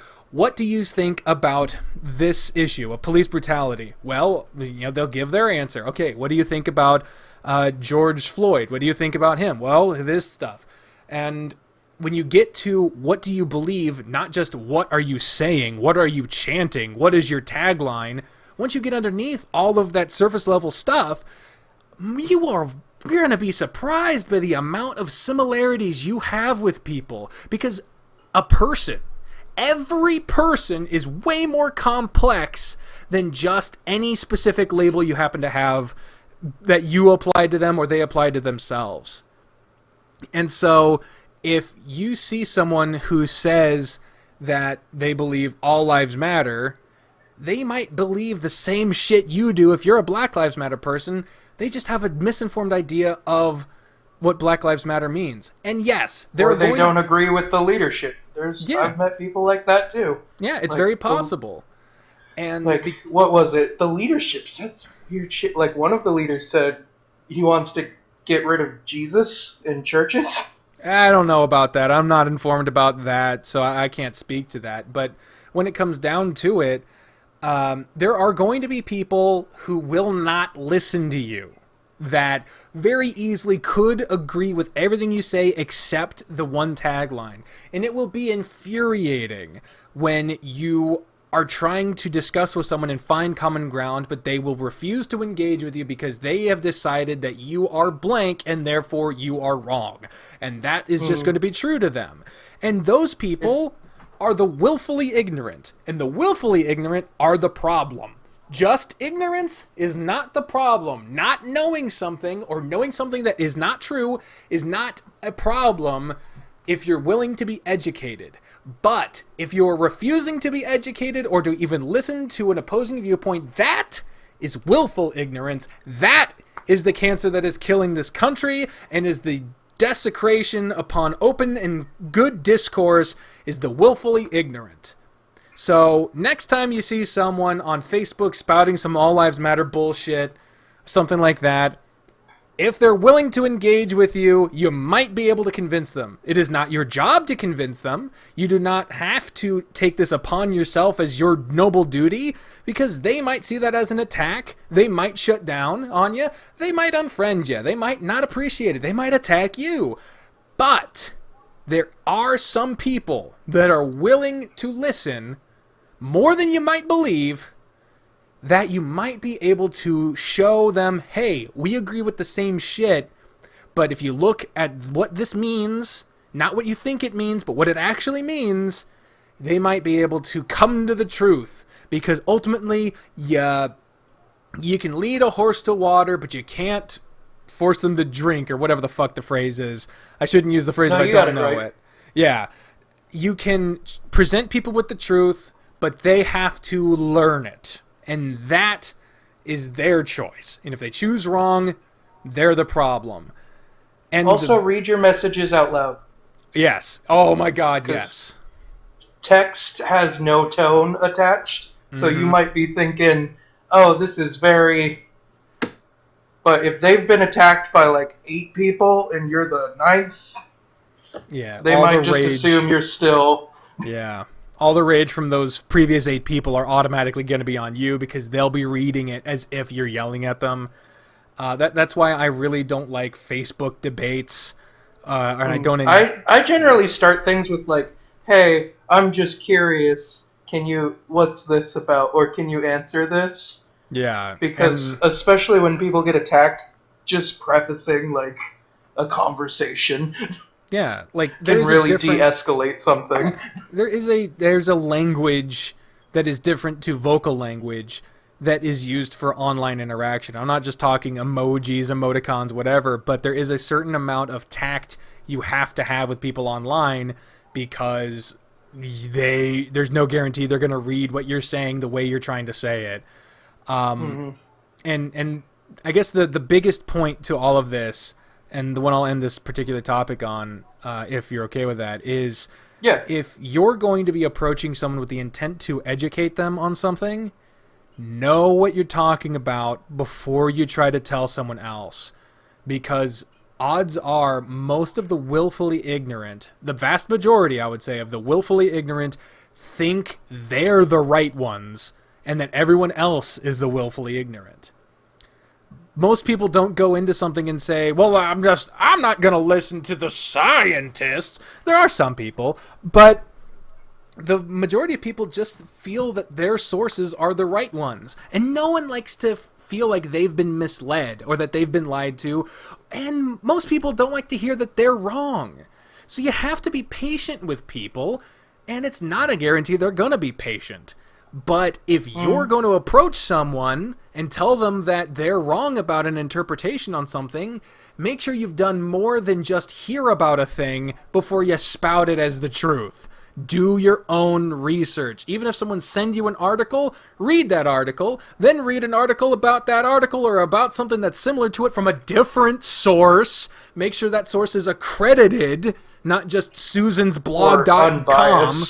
A biased source as well. Yeah, you gotta fucking read unbiased as much as you can get, unbiased, accredited, multiple of these sources before you decide what you know to be true, because anything other than that is an opinion. And if you're teaching opinions, you're not doing anyone a damn bit of good. And it leads to take a drink. And it leads to dangerous dichotomies, because whose opinion is then right? Exactly. But something for those like reading the news, especially now, something I try to do, and it works really well, is read the opposite sides. Like, I'll read CNN's, and then I'll read Fox's, or I'll read Fox's and then CNN's on the exact same topic. Yeah, it's astounding, like, the evidence that'll be used on both sides, because it's like, oh, we spent $15 billion on chopping off baby penises. Just a random example. I don't think that actually happened, but it's possible. So one side would say, we've been spending that, and that money came from blah-blah-blue, and they're to blame. And the other side will say that it's not that number, it's a significantly less number, and it didn't go to chopping off baby penises, but it went to donations for privately funded circumcision places. And so it'll be completely different information presented as fact, but completely different. It's the weirdest shit. And it honestly, if you get too far down to it, it'll be like, what the fuck is the truth? Like, because this money got spent. What did Orwell call it? Newspeak. Newspeak. Newspeak, doublethink. It's a whole fucking mess. Because people are paid to sit there and think of ways to twist whatever they're looking at. Yeah, spin doctors. Mm-hmm. Oh, that was something weird that I felt the need to share, because if we're done with this topic, I don't know. Go ahead. And this weirded me out, because it felt like I kind of understand why, but then I'm just like, by kowtowing to it, you're admitting to it a little bit.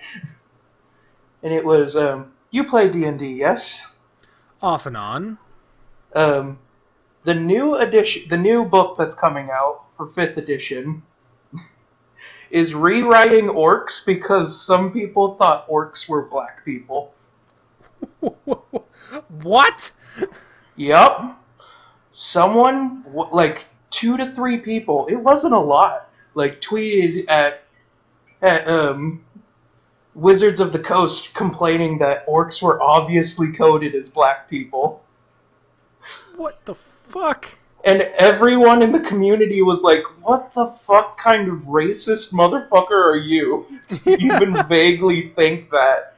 And then Wizards of the Coast was like, oh, we're so sorry, we'll change it. We're hiring sensitivity readers. Just like, you just basically admitted to something so fucking racist that no one thought it.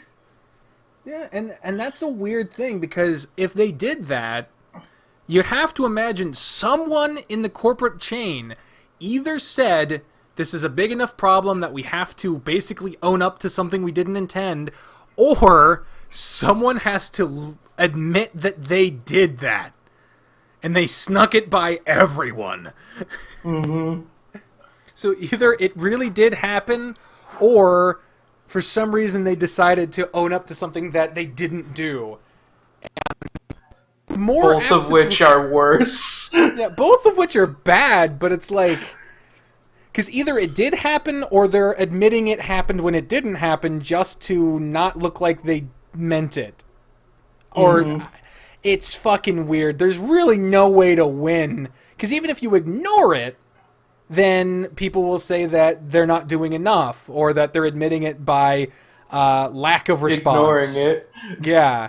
So it's like, there's no way to win this fucking thing. So unless they come out with the new book and goblins are like, I don't know how they uncode goblins from being orcs, black people. not goblins. Orcs, sorry. I thought you said goblins, but no, I'm racist against goblins. I'm going to restructure all of the above now. I'm hiring sensitivity people. I'm going to speak to a board of highly respected goblin community members to address the underlying issues on this program of our inability to tell the difference between them and orcs when I have been told they are goblins. And I apologize. I will... I have many goblin friends and orc friends. And I was young. I was in college at the time. It was a private discussion. Fake news. I'm trying to run through all of the excuses. Just use all of them. I was under the influence. Under the influence. It was a joke. it really is a joke. None of this is fucking real, but it was a joke. I was taken out of context. What's another one? It's another widely used bullshit excuse. Like, you're missing the nuance of the situation. Oh yeah, I need to be educated on the nuances of modern conversation. The conversation has changed from 2 seconds ago when I started this bit.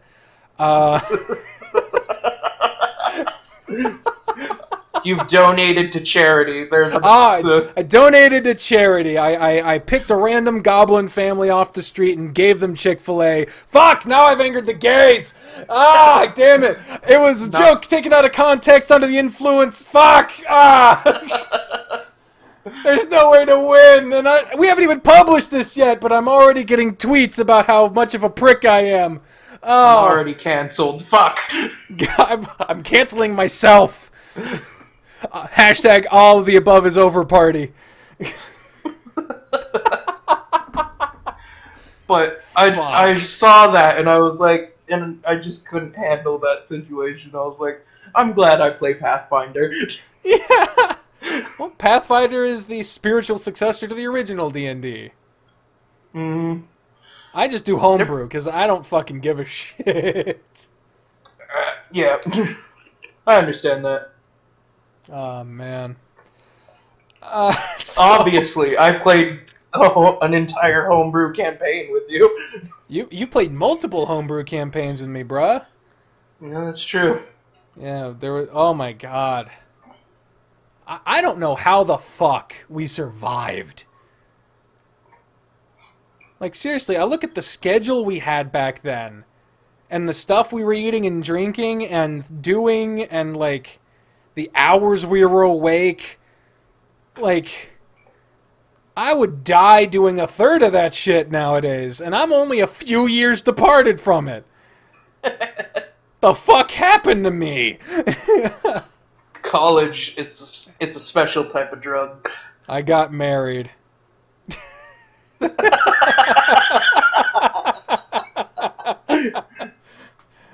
Oh shit, man. I will say that's. Go ahead. That's everything I got. Yeah, I will say if I get the money to be able to take a train trip down to see you guys, there was some shit that Kyle sent me where it was like, oh, we got to try this. Or he was like, would you try this? And I was like, if this doesn't happen when I come to visit you guys, I will be severely disappointed. I don't remember what it was. It's in TikTok messages, so I will look it up. It was Kyle, so it either had to deal with alcohol or food. But whenever I get the money to get a train trip, I'm going to come down and visit. I want a one-shot prepared for us. I'm bringing my dice, and we're staying up all night and regretting it all the next day. That's...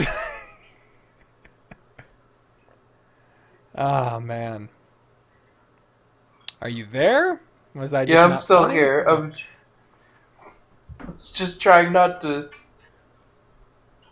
I was trying not to, like, drown you out because I was wanting to laugh, but I was like, he's talking, I should be quiet. You're so polite. That would be fun, at least, to be able to record an in-person version of all the above. Oh, yeah. Hell, even, recording the session itself might be fun. Yeah. Give you something to... Give you a day off post. Yeah. Right. Just fucking... Oh, shit. What the fuck? Oh, god damn it. I fucking hate Snapchat. They push their fucking... their notifications all the way to the top, and so they light up my screen, and I'm like, oh, fuck, am I getting, like... Is this an Amber Alert or some shit? I was fucking worried. But no, it's just fucking some random fuck I don't even talk to being like, hey, look at my pretty face. And I'm like, I don't care about your pretty face. I don't know how you do it. Social media is so exhausting to me. Dude, I don't do it. That's the trick. I have a Snapchat. I only use it to, like, look around my local area and see the dumb shit that people do, and I do that maybe once a month. I never send or receive any messages on there. On Twitter, I use it to scroll and largely for porn. Facebook, I use it for dumb memes. What Tumblr was for before. Exactly. And TikTok, I do TikTok because it's just funny, stupid shit. But I rarely post anywhere other than YouTube. And most of the stuff I post on Twitter is either a mini rant or just a reminder that I uploaded a video. Because just shouting at nobody is good. Oh yeah, I mean, it's cathartic. You know about my secret Twitter. Do not say the name of it. I just say some terrible, unforgivable shit on there sometimes, and I knew that was you. What do you mean you knew that was me? I fucking showed it to you in person. Yeah, but you never told me it was you. I just figured it out. What? Oh, yeah, fuck. I thought I told you it was... Okay, well, yeah, that's me. That's me. Like, these sound familiar.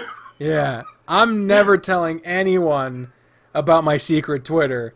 You can theorize all you want, but I ain't gonna tell you. And if anyone else says it, they're wrong.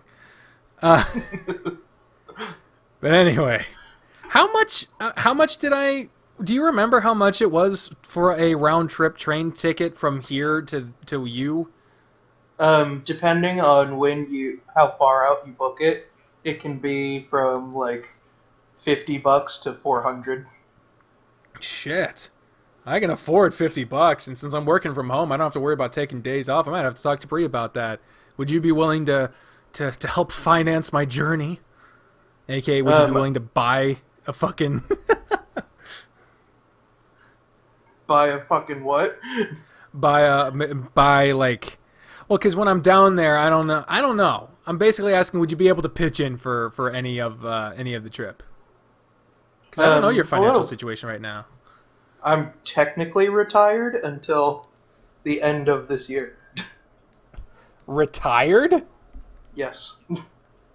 What's the difference between that and unemployed at 25? One you have to pay more taxes for, and that is being unemployed. So what makes you retired? I'm drawing from my 401k to survive. Man, retired at 20... You're 25, right? Yes, I'll be 26 in September. Yeah. So just remember that, folks. Which Wednesday is closest to it? That'll be your special... Let me just look here. September... Fuck, I don't have it written down on my calendar. I hate to ask this, but...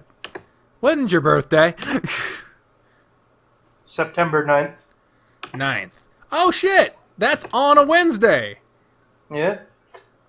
Well, we might not be able to record that day then, but I'm putting it in my calendar as a yearly event. There you are. Also, did you see the picture I sent you? Where'd you send it? It was on Discord. The general election is on a Tuesday in November. The day before. And then Wednesday is right after that we're recording, and I'm just like, I wanted to ask, like, maybe we should live stream that one, because that's gonna be a fucking show. Mm-hmm. Maybe we could live stream on the night of the election. That might be fun. Yeah. Whether or not we do, we might record the next day. I might live stream that. I don't fucking know. I'm doing something. Not only am I voting, but I'm going to make something on that day. Because either that day is going to be a huge disappointment, or it's going to be a minor disappointment. Because I'm not pleased with either option, but one is clearly worse.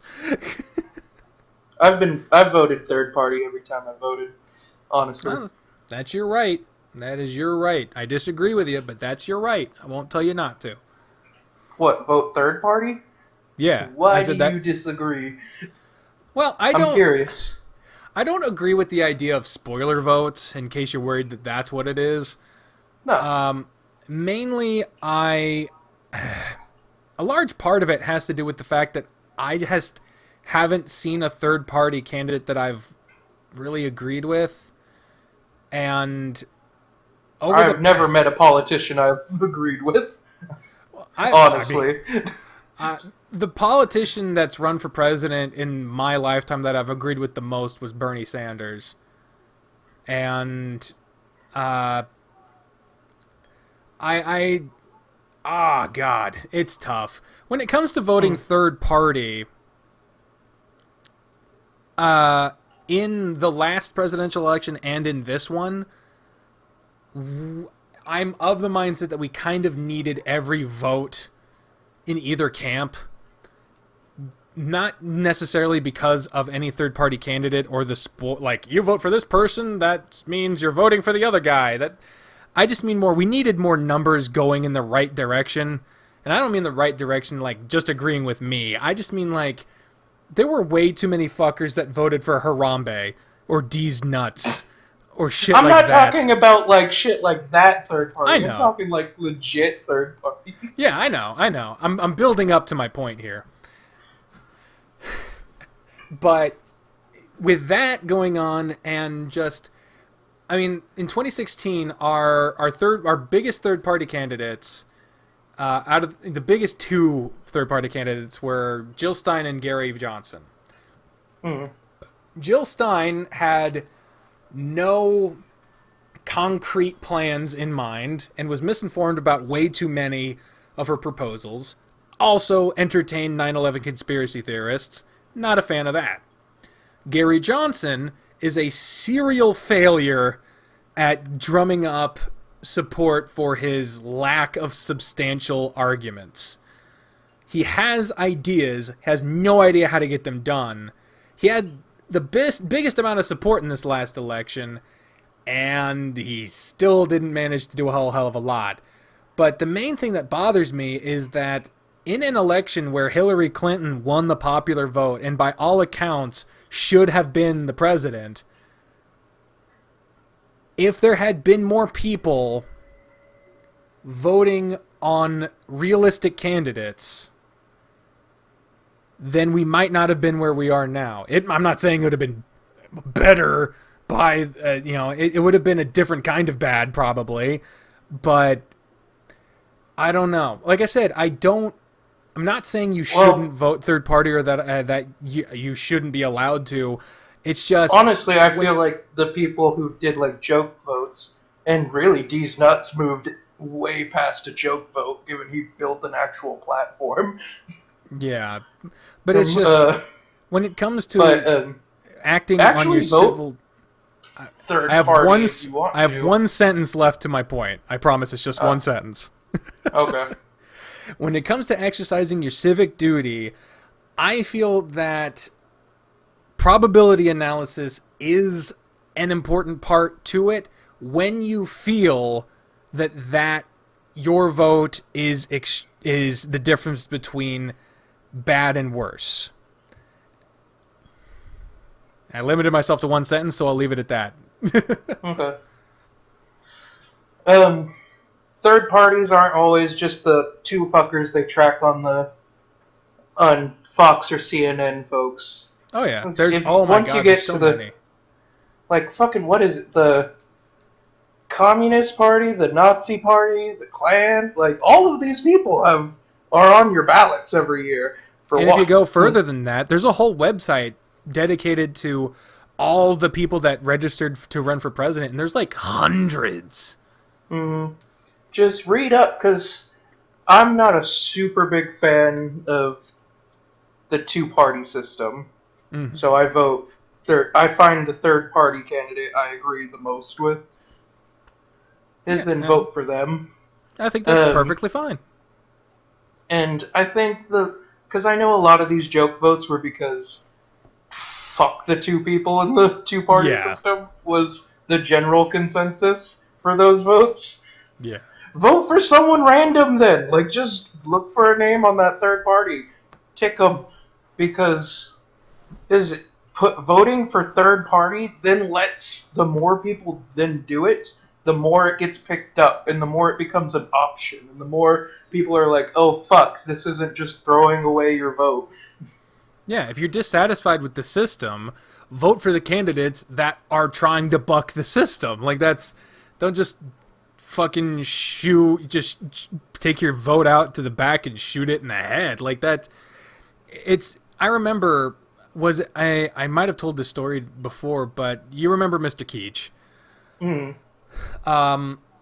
He ran our government class. He liked to open up the government classes by asking us a question. I was on the whiteboard. You'd write your answer on a piece of paper, and you'd give it to him, and he'd give you points, not based off of whether or not he agreed with what you asked, what your answer was, because by and large, it was an opinion. He would grade you on whether or not you actually argued your point, like if you had a reason. Because if you wrote just like, does your this, point hold water? Yeah, because if you were just like, what do you think about this? Well, this, because fuck you. Like, no, you're not getting points for that shit. But if you're like, this thing that is totally not something you agree with, but it's because of this, that, and the other, then you're going to get full points, because that's the kind of teacher he was. And one of them was, he asked, do you believe that religious people should be able to use their religion as a reason for their vote when they go to vote? I said, yes. I'm not a religious person, but if you believe that the guiding force of the universe is embodied in this person, then that should be a reason. Like, even if you wanted to vote for Trump because you thought that his hair was cool, that's a good enough reason in my mind. I don't give a shit. I encourage being informed, and I think you should be participating in all this other stuff. But if you don't want to... But at least you voted. Yeah. You at least did it, and if you're participating in any degree, I think that's great. And if you don't want to, I respect that. I think you should, but if you don't want to, you don't have to. It's your right. You're not mandated to do it. You have the right to do it. Doesn't mean you have to. So, well, even if you wanted to just be like, yeah, I voted, because people will argue, well, people died for your right. Vote yourself in. There's a little box at the bottom. It says write in. Just be like, write in yourself. Me. Yeah. And I've done that on plenty of my local elections where there's like one person running. I'll be like, no, fuck that guy. My boss should be fucking the city clerk or whatever the shit. Like, you know, stuff like that. And by the way, local elections, that's the shit that matters the most. If you're what's not going to impact your day to day. Exactly. But yeah, so if for whatever reason you feel that you need to throw your support behind someone, that's fine.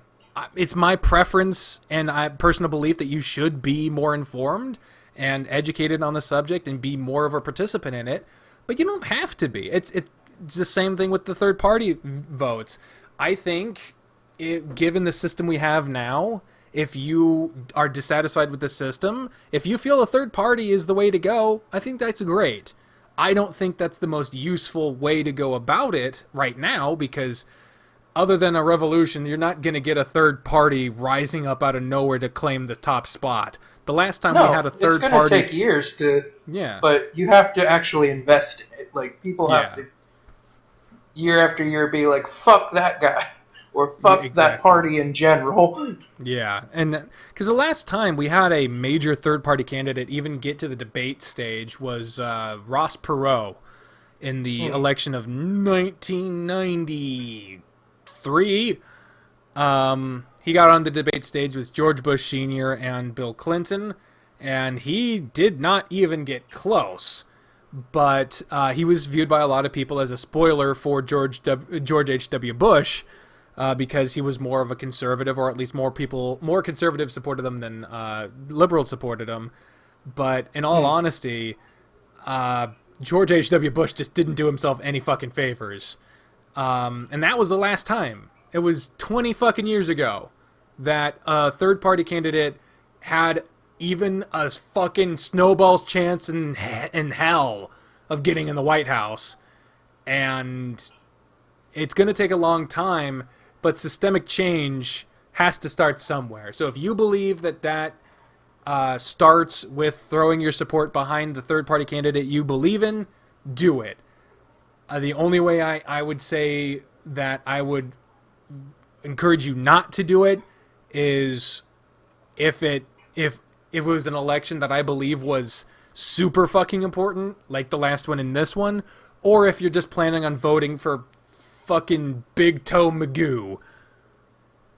Like, don't throw away your vote. And I would really like it if you fucking did your best not to put Trump in office again, because I think it's a matter of millions of lives or deaths. But that's what I would prefer. But I think as long as you're participating, I think that's the most important thing.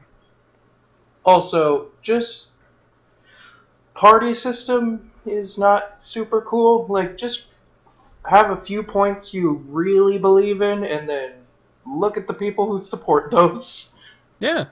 There's plenty of resources to find who agrees with you. I vote Democrat or Republican because I've always have. Is a really, really poor reason, in my opinion. Oh, yeah. That is almost just as bad as the fucking Harambe votes. But, so, you ready for my news sandwich now? Now that we're 2.5 hours into this recording? I don't know. Yeah. I feel like we got a good chunk of actual talking and debate and whatnot. Yeah. I like it. Yeah, and I feel like now that we're not doing these calls via fucking Discord, I feel like we're regaining some of the gel we used to have. Because I'm not sitting here like, fuck, you went quiet for like a minute out of that conversation. Just pretend like you know. Yeah. So my first good thing... Oh, this one was good. A federal judge released Michael Cohen and calls out Trump's attempt to silence opposition using imprisonment. Now, do you know who Michael Cohen is? Nope. Michael Cohen was Trump's lawyer before he was president and during the early days of his presidency, and he became a whistleblower of sorts when he was indicted during the Russia investigation, and he testified against Trump. He testified about a lot of the terrible shit Trump did, and that helped led to his impeachment. However, he did admit to doing a lot of crimes, and so he was put in jail. However, during the time that he, because I believe it was because of the coronavirus, he was let out, and he was trying to put out a book, kind of like an expose of sorts, and Trump tried to silence it. He tried to do like a restraining order, and was trying to say that it was a federal crime of sorts, and they ordered that he be put back in prison, so that it was utmost importance to security, but really it was a faintly veiled attempt to silence him from releasing his book. But a federal judge was like, hell no, that was clearly obvious what you're trying to do here. You're just trying to silence people by putting them in prison. So no, get him the fuck out of there. And now he's going to release that book.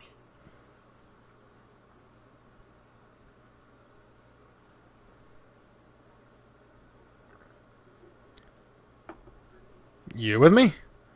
Yeah. I don't know. Oh, because you did say he did shit. I think putting him back in prison when they're trying to limit the population is shitty, but I've never been a fan of these, like, plea deal crap. Like, that has nothing to do with the shit you did. He wasn't exonerated. He was just not being held in the place. Like, he's still awaiting trial and all that shit, or he's still... So he's basically off on bail instead of just sitting in jail. Yeah, in a confined space during a pandemic, they have him, under surveillance, and he can't leave the country and a bunch of other shit, but he can't release a book. No, I can get behind that then. Yeah. So, good on you, federal judge. My first bad thing, obviously, as we mentioned the coronavirus in the last chunk of stuff. As of when I wrote this down, it is probably more since then, but the United States passed the 4 million mark on confirmed COVID-19 cases. Now, mind you, this is the confirmed number. There are still a lot of people who cannot get tests, either because they're unavailable, they're limited, or there's a cost associated with it, or people just refusing to get tested.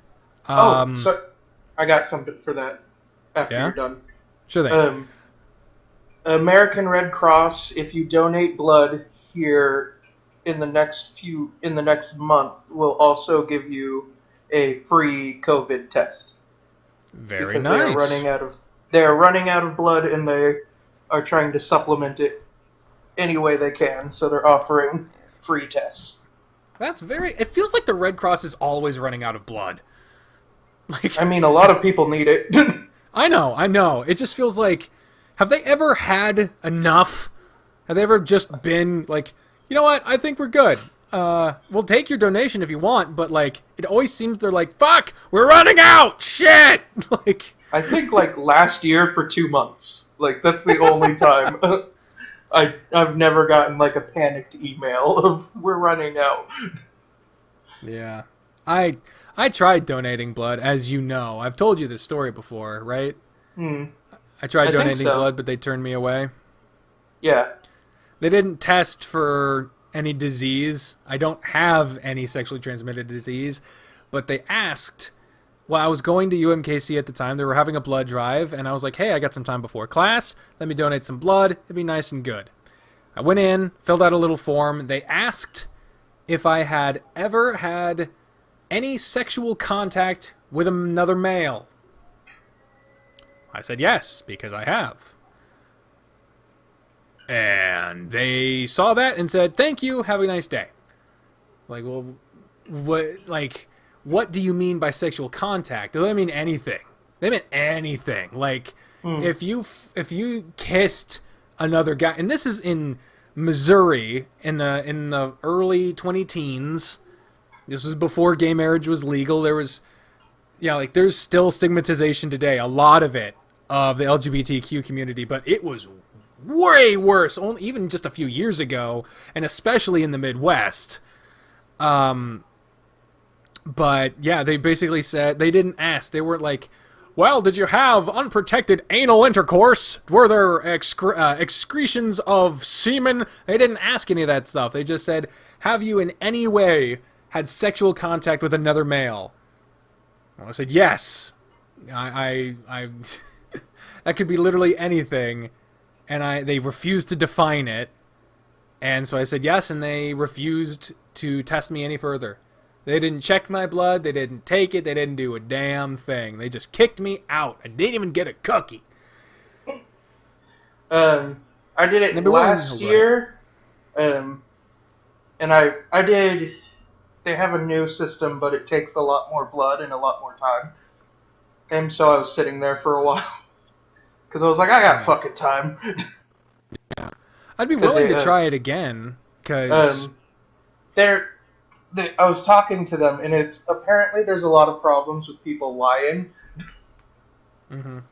Which is what they were like, oh yeah, we've been doing this for a while. And I was like, why is this on there? And they were like, oh, we've had problems with people lying, and then they've had diseases.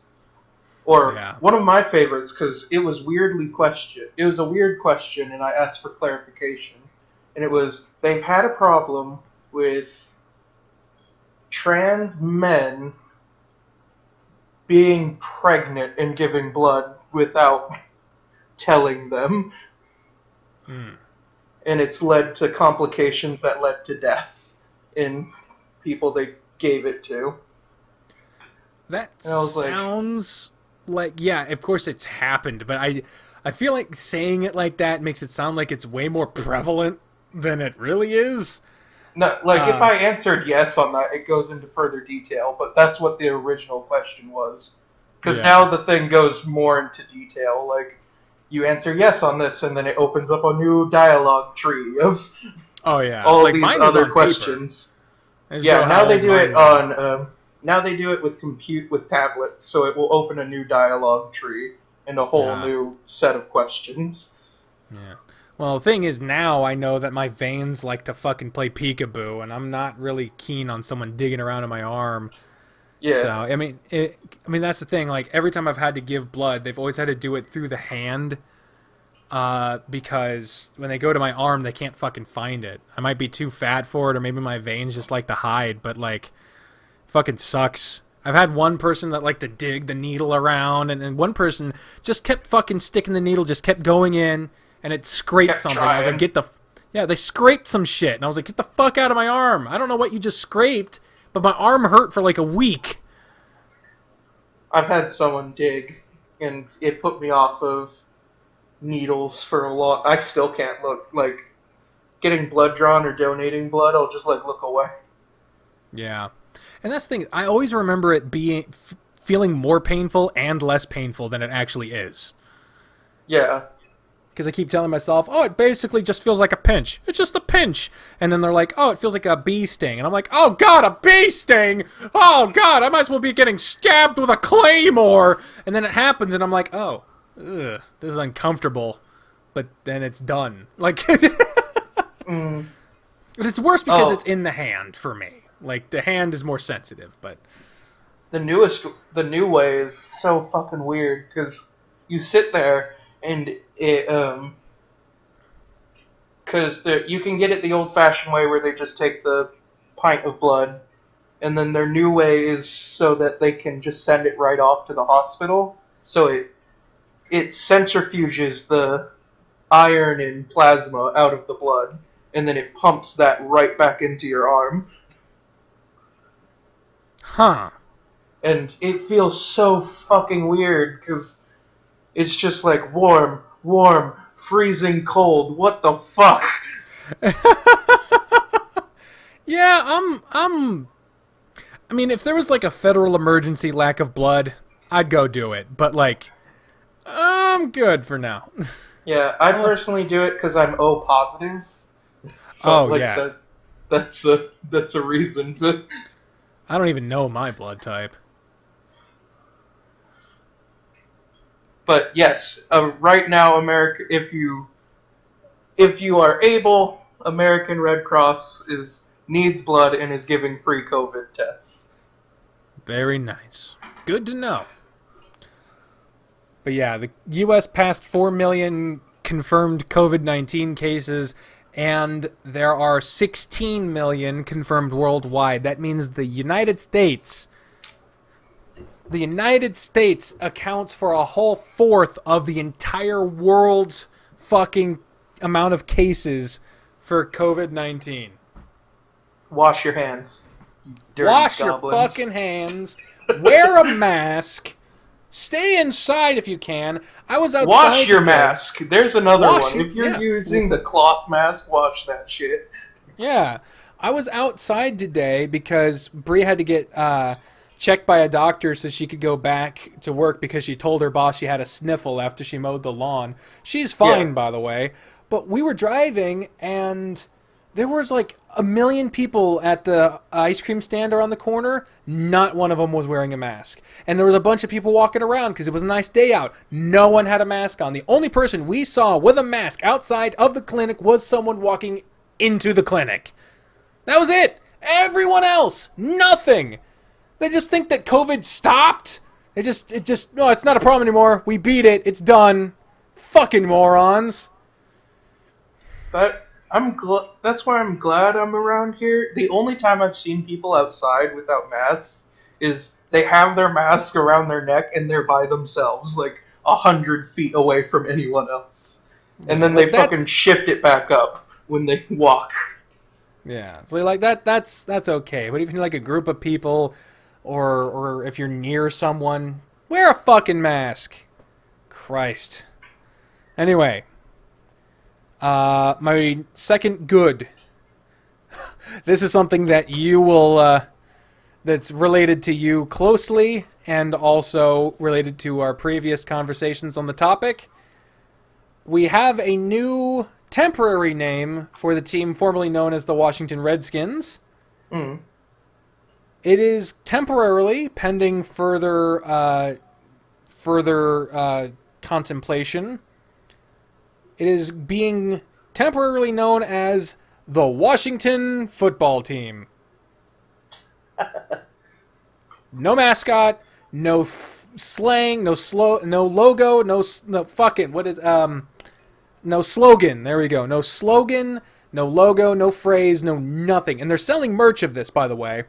They're going to be releasing jerseys and merchandise for the Washington football team. So get that shit while it lasts, because that's going to be a novelty fuck item. Someone posts. I remember seeing a post because I was so confused that they changed their name to DC Redskins for like a hot minute. It was just like, oh, that's a big fuck you, huh? Yeah. So they're still considering different names. They're not going to be the Washington football team forever, but I think they should. That shit's just like that is funny. Sponsored by like Sam's Choice, like all of the generic brands. Yeah, sponsored by Great Value and Equate.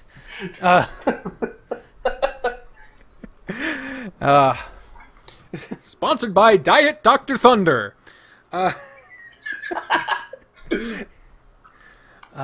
Fuck. But yeah, so sponsored, but we drink sports drink here. None of that Gatorade. Yeah. The official drink of the Washington football team: 0% milk. What in the shit is in 0% milk? Nothing! It's 0% milk! It's like, what was it? There's you can find off-brand cane sugar that says 0% sugar. Yeah! What is it? It's a bag of sugar with no sugar. It's like that old fucking meme where someone was like, oh, they're staying over at a house. Like, oh, can I get some cereal? Like, sure. They pour some of the milk. It's not near enough. They're like, hold on, let me get some more. They go to the sink. They start filling it up. It's like, what are you doing? It's skim milk. Here you go. Christ. So, yes, we now have the Washington football team. Moving on. As sarcastic and great as it gets. Yeah. My second bad thing is a mix of a bad and a good. It's bad because it means so much terrible shit for our country, but it's good because it's fucking stupid. And it's funny to laugh at stupid shit sometimes. Did you, by chance, Caleb, hear the phrase... Or it's not really a phrase, it's a series of words. The series of words is person, woman, man, camera, TV. Are you familiar with this series of words, Caleb? Yes. Don't Google it. Google it? Okay. Do not Google it. Oh, I just heard Google it, and I was like, okay. No, do not Google it. Have you heard this phrase, this series of words in your everyday life collectively? So far? Yeah, in like that at the series, same time? in that specific order. No. Never once. I'm glad, but you're about to hear it a good few times. And the reason for that... fuck. The reason for that is our beloved Commander-in-Chief. The man in charge of the nuclear codes. The person who decides who lives and who dies in this country. Who leads our military, the biggest military in the world. That guy was given a cognizance test recently. Because so many people were worried about his mental fortitude. And as a part of a yearly physical, he was given a test to determine if he had dementia or any other kind of mental limitation that would disqualify him from his job. A lot of people were worried about that.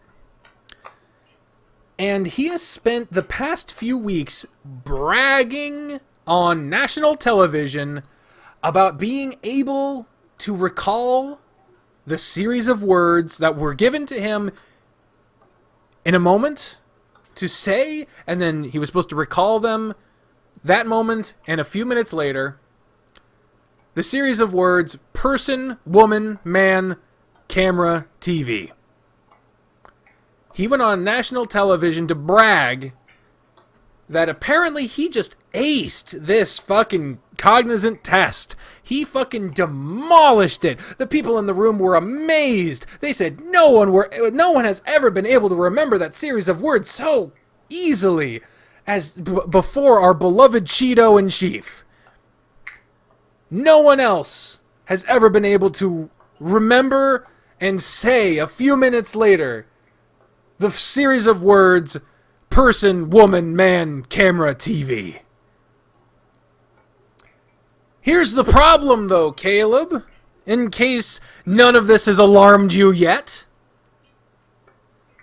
My soon-to-be wife works, I'll be very vague, with elderly people that are most every time they deal with my soon-to-be wife have to be subjected to a very similar cognizance test. There are a number of these around, but they all have the same kind of ideas in mind. This particular segment of the test, it is a real segment of the test, is about short-term memory, being able to recall information after a short delay. In most instances, in the most popular, most widely used medical test to determine dementia, it is a series of 3 words, and you are told to repeat them back immediately.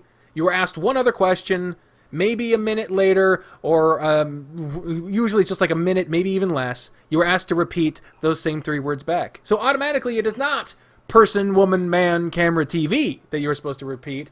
It would be person, woman, man. But he was saying that he was able to recall that series of words, and he was asked 15 or 30 minutes later. And he also said that this wasn't a cognizance test, it was just an intelligence test. And that he was bragging about being able to name animals. And he was just going off about being able to fucking ace this super difficult test where you were asked to... here's a symbol, a triangle, and a square that's intersecting on a piece of paper. Right next to it, draw that symbol. You can look at it. What's the date? You can look at a calendar if you need to. What's the date? Oh, can you write a sentence? Any sentence. Just write it down here. Good. So what was those words again? Person, woman, man, camera, TV. Good job. That's the test he's bragging about. That's the test that he is going on a media circus to proclaim his intellectual superiority about. That is the man who can launch World War III in an instant. Bragging on national TV to the world, international TV, about being able to recite the phrase person, woman, man, camera, TV. And you know the fun thing? In most of those instances where he's supposed to do it, he has to pause. He's pausing, looking around. In between that series of words that I have been able to recite and not get out of my fucking head ever since I first heard this shit. And he stumbles on it. On TV, while bragging about his ability to destroy this unsurmountable task of being able to name an animal. Being able to write a sentence. Being able to look at a calendar and know what day it is. That's our commander-in-chief, folks. That's who's leading the most powerful military in the world. That's who we didn't elect but still got in power anyway. Soon it could be poor Uncle Joe. Dude. Who sounds like he's having a stroke. Yeah, okay, I will be fair to him on one thing. He does have a stutter. He's well known to actually have a bit of a stumbling block when it comes to his speaking, and you can sympathize with that. Yeah. But, because there was this clip that went around of him, I'm not excusing this, by the way, but I am giving a little bit of context. There was a clip going around a while ago where he was giving a speech, and he couldn't say President Obama. He led up to it, and was starting to say it. He said and he couldn't say it, so he immediately switched to my boss. And everyone was like, he can't remember the name of Obama. He served. No, he literally just got stuck. He couldn't say the word. But he's had too many other gaffes that can't be explained by that. Mm-hmm. That he is just labeled as basically a dementia patient, where he has a lot of gaffes. He has a significant history of foot and mouth disease, but there is a medical reason behind some of it, and it's not dementia. Foot and mouth disease is an actual thing, by the way. Yeah, but yeah, he has a stutter. He just has a stutter. It's tough, but like, yeah, when you're dealing with public, that's why I think he's skating by so easy right now. Because if he was on a debate stage, like, I would be really worried for him. But no, they're not doing debates right now. So, yeah, he's just sort of popping up on TV every once in a while saying that black people aren't black if they support Trump. Maybe you need to do less interviews. I'm just saying. Oh, fuck. Maybe you should work on your memes. That was one of the things that Trump excelled at, was memes. Yeah. And literally, I have heard political commentators and analysts say that memes literally help Trump. Yeah, I mean, that's why Michael Bloomberg was paying companies to come up with memes for him, which subsequently launched a whole slew of memes against Michael Bloomberg that you don't hire companies. You go on Reddit, 4chan, look for these meme lords. As soon as the internet found out he was trying to become a meme, they made him a meme, and then he dropped out.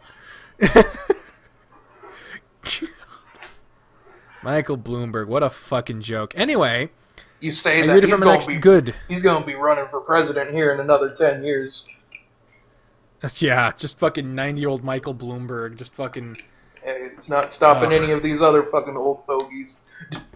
Oh yeah, I mean, these two candidates are the two oldest candidates we've had. Trump is currently the oldest president ever elected, and if he gets reelected and serves the next 4 terms, he will be the oldest president. Fun fact. Because he was elected at 1 year older than Reagan was when he was elected. Oh. So, and since Reagan served all 8 years, if Trump serves another 4, he will become the oldest president ever. And Joe Biden is no spring chicken himself. So the collective ages here is actually the most amount of age going into a general election ever. Oh, by the way, it's a little late in the game, but meaning you can get these things pretty cheap or find them free and uploaded.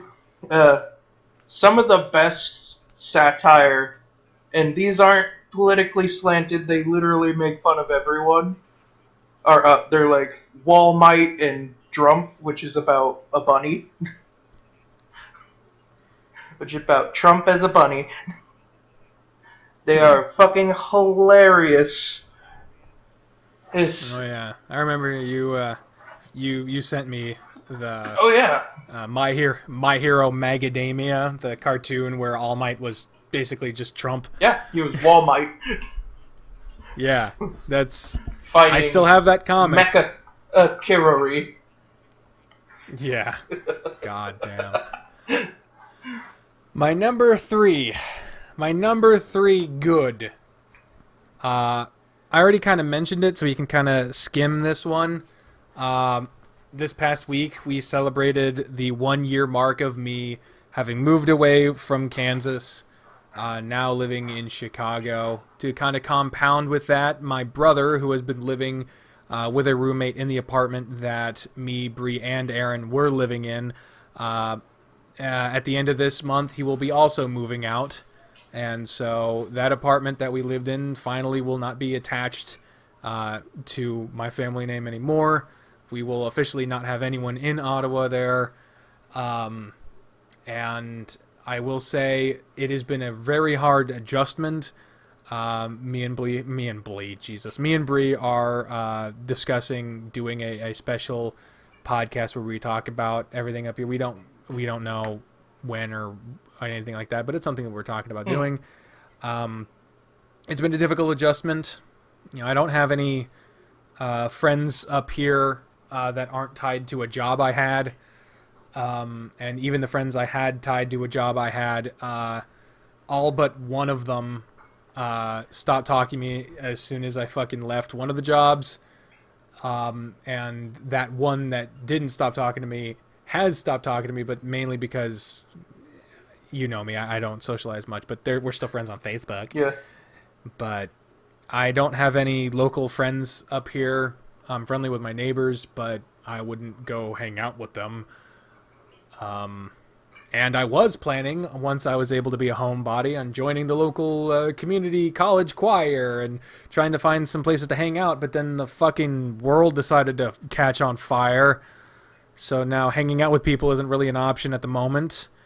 And of course, the first 4 months of us living up here were spent in an extremely unhealthy, toxic environment that I can and have spent many hours bitching about, and has irreparably damaged relationships. But the most important one that was involved in that was me and Bree, and we not only survived but thrived, because now we're in our own goddamn house, and she's got a job she loves. I've got a position as the homemaker that I love.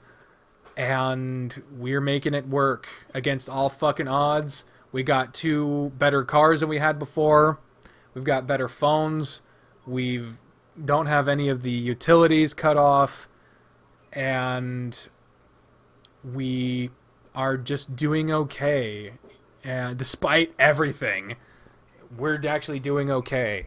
And yeah, it's closer to the wire than we'd like. And some things have been less comfortable than would be preferred, but we're doing okay. And yeah, we took a big leap coming up here to be closer to Bree's family and for better career opportunities for the both of us. And in terms of stability, it's paid off because we're okay.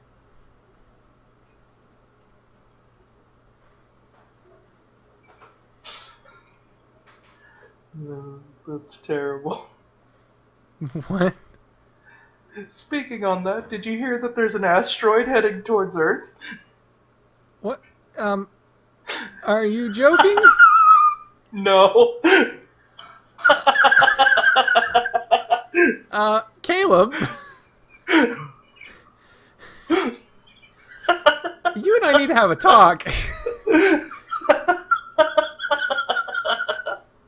Oh, it won't strike Earth, but it's a hilarious headline that I just remembered. Two Indian schoolgirls identified it before, with NASA's telemetry and learned that it's shifted directions and is heading towards Earth, but it will not strike Earth at the moment. Well, I will commend you on one thing. That was remarkable comedic timing. And next time I'm able to be in there in person with you, I will thank you in a way I deem most befitting. I would recommend a mask if you were not currently wearing one at the time. Anyway. All right. Fuck, man. So, moving on from that, going to the next bad. We also kind of briefly talked about this before with the topic of internet discourse and discussing politics via text or on Facebook. It has been a bit of a scourge for a while, but Bree's been dealing with a lot of it, where her family and her family's friends have been just absolutely posting just racist, terrible shit on Facebook, and she's been doing her damnedest to try to educate people and to enlighten people, back up her stuff with facts, and be good, a good influence. And she's just been met with brick wall after brick wall after brick wall, and it's stressing everyone out, and it's just been an unhealthy thing. There have been a few people that have listened, a few people who have changed their minds or taken things down, but it's been a months-long process, and it's been unpleasant for pretty much everyone involved. Because how could it not be? How could it not be? Just fucking ranting and trying to convince people with the worst beliefs to not be proudly vocalizing them. Like, it just fucking sucks. So, yeah. Jesus Christ. So, yeah, we can kind of skim past that one. Because we kind of already talked about it. Yeah. My next good is my review. I try to put something that I have watched or experienced for the first time on my news sandwich every week, so y'all have something that I've experienced new on here, and this time it's on the good. Rhett and Link, you're familiar with them, aren't you, Caleb? Yeah. The very popular show Good Mythical Morning. They also have a podcast called Ear Biscuits. They also have a production company that saved some of my favorite YouTubers. Yeah, Smosh. Yeah, they Smosh and Warp Zone. Yeah, they Mythical Entertainment. They really fucking stepped up where other corporations had totally fucked up, and it's really good. I'm really glad. Dancing.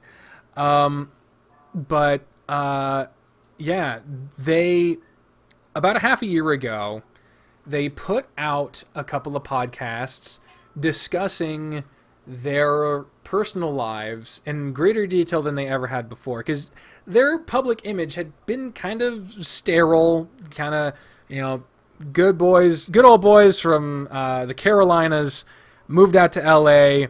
They weren't bad people then, they're not bad people now, but they just don't go to certain places. They've got a widely loved family show that's put on in the mornings, and they're not trying to rock anyone's boat. But they put out a couple of podcasts discussing what they refer to as their spiritual deconstruction, where they discuss their spiritual journey from growing up as evangelical Christians to agnostic. They're agnostic now, and it was, whether you agree with them or not, the main thing is, if you care about these two people that millions and millions and millions of people have enjoyed their content or laughed along with them or just know them and whatever, listen to their story. And because they were really worried about people not giving them a chance or just sort of writing them off or anything like that. And they don't come at it bashing the church. They're not fucking slandering it at all. They're just talking about their process, what they went through. And they anticipated a lot of backlash that they did get, but they took a big step to be more honest with themselves and with their public about something that means a lot to them in their lives. And I wanted to commend them for doing that. I'm considering possibly making a similar video discussing mine, because I also grew up in the Christian church, but now am agnostic.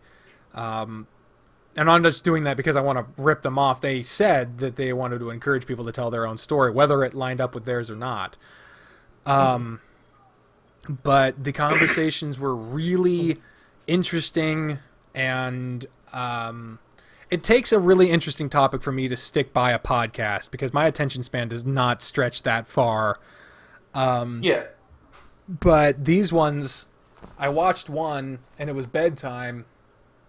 I was really excited to watch it the next day, and watch the sequel the next day. And I was like, I really really was looking forward to it, and I think that's a good sign. So, if you're interested in that topic at all, you can easily find it. Just search Rhett and Link religion, and you'll fucking find it. And they even did a podcast with Philip DeFranco after their podcasts came out, addressing some of the backlash they got, and that one was also good. I remember listening to that one a little bit of it a while ago, but then I was like, I should probably listen to the source that they're talking about before I listen to them talking about the reception to the thing, if I haven't listened to the thing itself. So, yeah. That's my recommendation. I enjoyed it. I thought it was really good. And not just because I shared a similar situation, nor just because I agreed with their conclusion, but it was two people I enjoy and care about that shared a very personal and intimate story that I thought was really brave and really good. So there you go. Anything to add on this topic? Two things, not terribly related, but one I just remember being told that I thought was hilarious. And one, I think televangelists give evangelists a bad name, honestly. I've never met, like, an evangelist that's really, like, distasteful, but I think televangelists give them super bad names. Yeah, I can see that. And on that same topic, I learned that the Baptist Church organization has been trying to get rid of West Bathsboro for 40 years now. Nice. They've hated them far before it was popular. That's very cool. I'm really glad to hear that. Because I was talking to a friend who has a preacher as a family member, and they were like, "Oh no, they fucking hate these people." But they're like, they're not doing anything that is against their tenets to like officially kick them out. They're just frowned upon heavily. Yeah. And they're just honestly waiting for the one time they fuck up. You just step just a little bit over the line and they'll get you. Mm-hmm. It really goes to show just how deliberate the Westboro Baptist Church is. Like, they are operating, doing as bad shit as they can without violating certain guidelines. It really goes to show they know what they're doing is fucked up. Mm-hmm. Because they know if they mess up once, they'll get kicked out. Yeah. But it was good to hear that the religion as a whole basically wants them out. They're just waiting. Oh, yeah. That is really good, because I used to be a part of a Baptist church, and it always felt weird telling people that. Nope. The Baptist church has wanted West Bathsboro out since 1980. All right, my next bad is way less of a heavy topic. I am a fan of wrestling. You're not. Like, you don't hate it or anything. You just aren't into it as much as I am. I'm very much on the sidelines. Like, oh, that's neat. That's cool that that's happening. Yeah. What kind of beef is happening? Awesome. Yeah, like, you're not going to catch Raw every week, but, like, when I invited you over to watch a pay-per-view, we're like, sure, I'll come hang out. Something to have on the TV while we bullshit. Like, fuck it, sure. It's like watching a bad movie, because that's all that WWE is a bad fucking movie. They have a storyline going on right now with two wrestlers that my opinions have changed over time. They have a lot of distasteful shit going on at the moment, not the least of which is that they're running events during a pandemic. But the main thing is I'm just getting so fucking tired of two people in particular that it's annoying the shit out of me. It's a storyline involving the two wrestlers known as Bayley and Sasha Banks. I enjoy these two in a numerous ways. I think Sasha Banks is a bit overrated. She tends to rely a bit too much on homages to Eddie Guerrero and bumping like she doesn't. Bumping, by the way, is when you fucking hit the ground and make it look like you just got fucking socked in the face, like that type of shit. But she fucking sells and bumps as if has no concern for her future health, and it makes it look more realistic because you're actually hurting yourself. But the whole point is that you're not supposed to actually get hurt. You're supposed to look like it, not actually get hurt. But I like Bayley because I liked her original character. She recently turned heel. These are two bad guys. These are two villain characters. On a superficial level, I think Bayley is very attractive. The reason I mention that is that it is... I can't look at these two without getting mad now. Like, that's the level of... I can't even be a fucking a misogynist pig and just look at them as hot women. I can't even simp at them. Yeah, I can't simp because they piss me off too much. And that's the thing, is they're characters. They're supposed to piss me off. Like, that's the whole point. The problem is, like, if you're a bad enough... They did it too well. Yeah, if you're a bad enough villain, you get what's, like, called go-away heat, where we don't want to see you get your ass kicked, we just don't want to see you anymore. And when you take someone that I enjoy the work they do in the ring, I think they're very good wrestlers, they can cut a hell of a good promo. Well, Sasha Banks can. Bayley is a kind of a shit at talking. But even at the basest of unimportant levels of just thinking they're hot, I can't even be a misogynist fucking, look at them as objectifying them. Even just in the heat of a moment wanting to jerk off to one of the people I think is most attractive. I can't even do that because I'm just so mad at them. Like, it says, and by the way, this isn't just me going, I don't just say that about the women. I personally think that, like, Drew McIntyre is one of the most sexually attractive men that's ever walked the goddamn earth. And for a time period, I couldn't stand looking at him, even in an objectifying way, just because I couldn't get it out of my head that he was being such a dick. But the thing with the Bayley and Sasha Banks storyline is they were the women's tag team champions. They still are. And then Bayley is the SmackDown Women's Champion, and Sasha Banks had a screwy finish in a match with the Raw Women's Champion, Asuka, where she basically stole the title without actually winning it. And so she got awarded a fucking championship match and then won because of another screwy finish, and so now she's the champion. And so these two asshole characters just got validated by bullshit booking, and they're so fucking obnoxious. That's the main thing, is they don't do terribly bad things. Like, they do bad things enough to get them punished. They're not even fun evil. They're just annoying evil. Yeah, exactly. They're just fucking annoying, and that's the problem. It's like, you get a character like The Miz, for example. The Miz is a perennial... He's a great talker, but he's a perennial heel. He is always going to be a bad guy.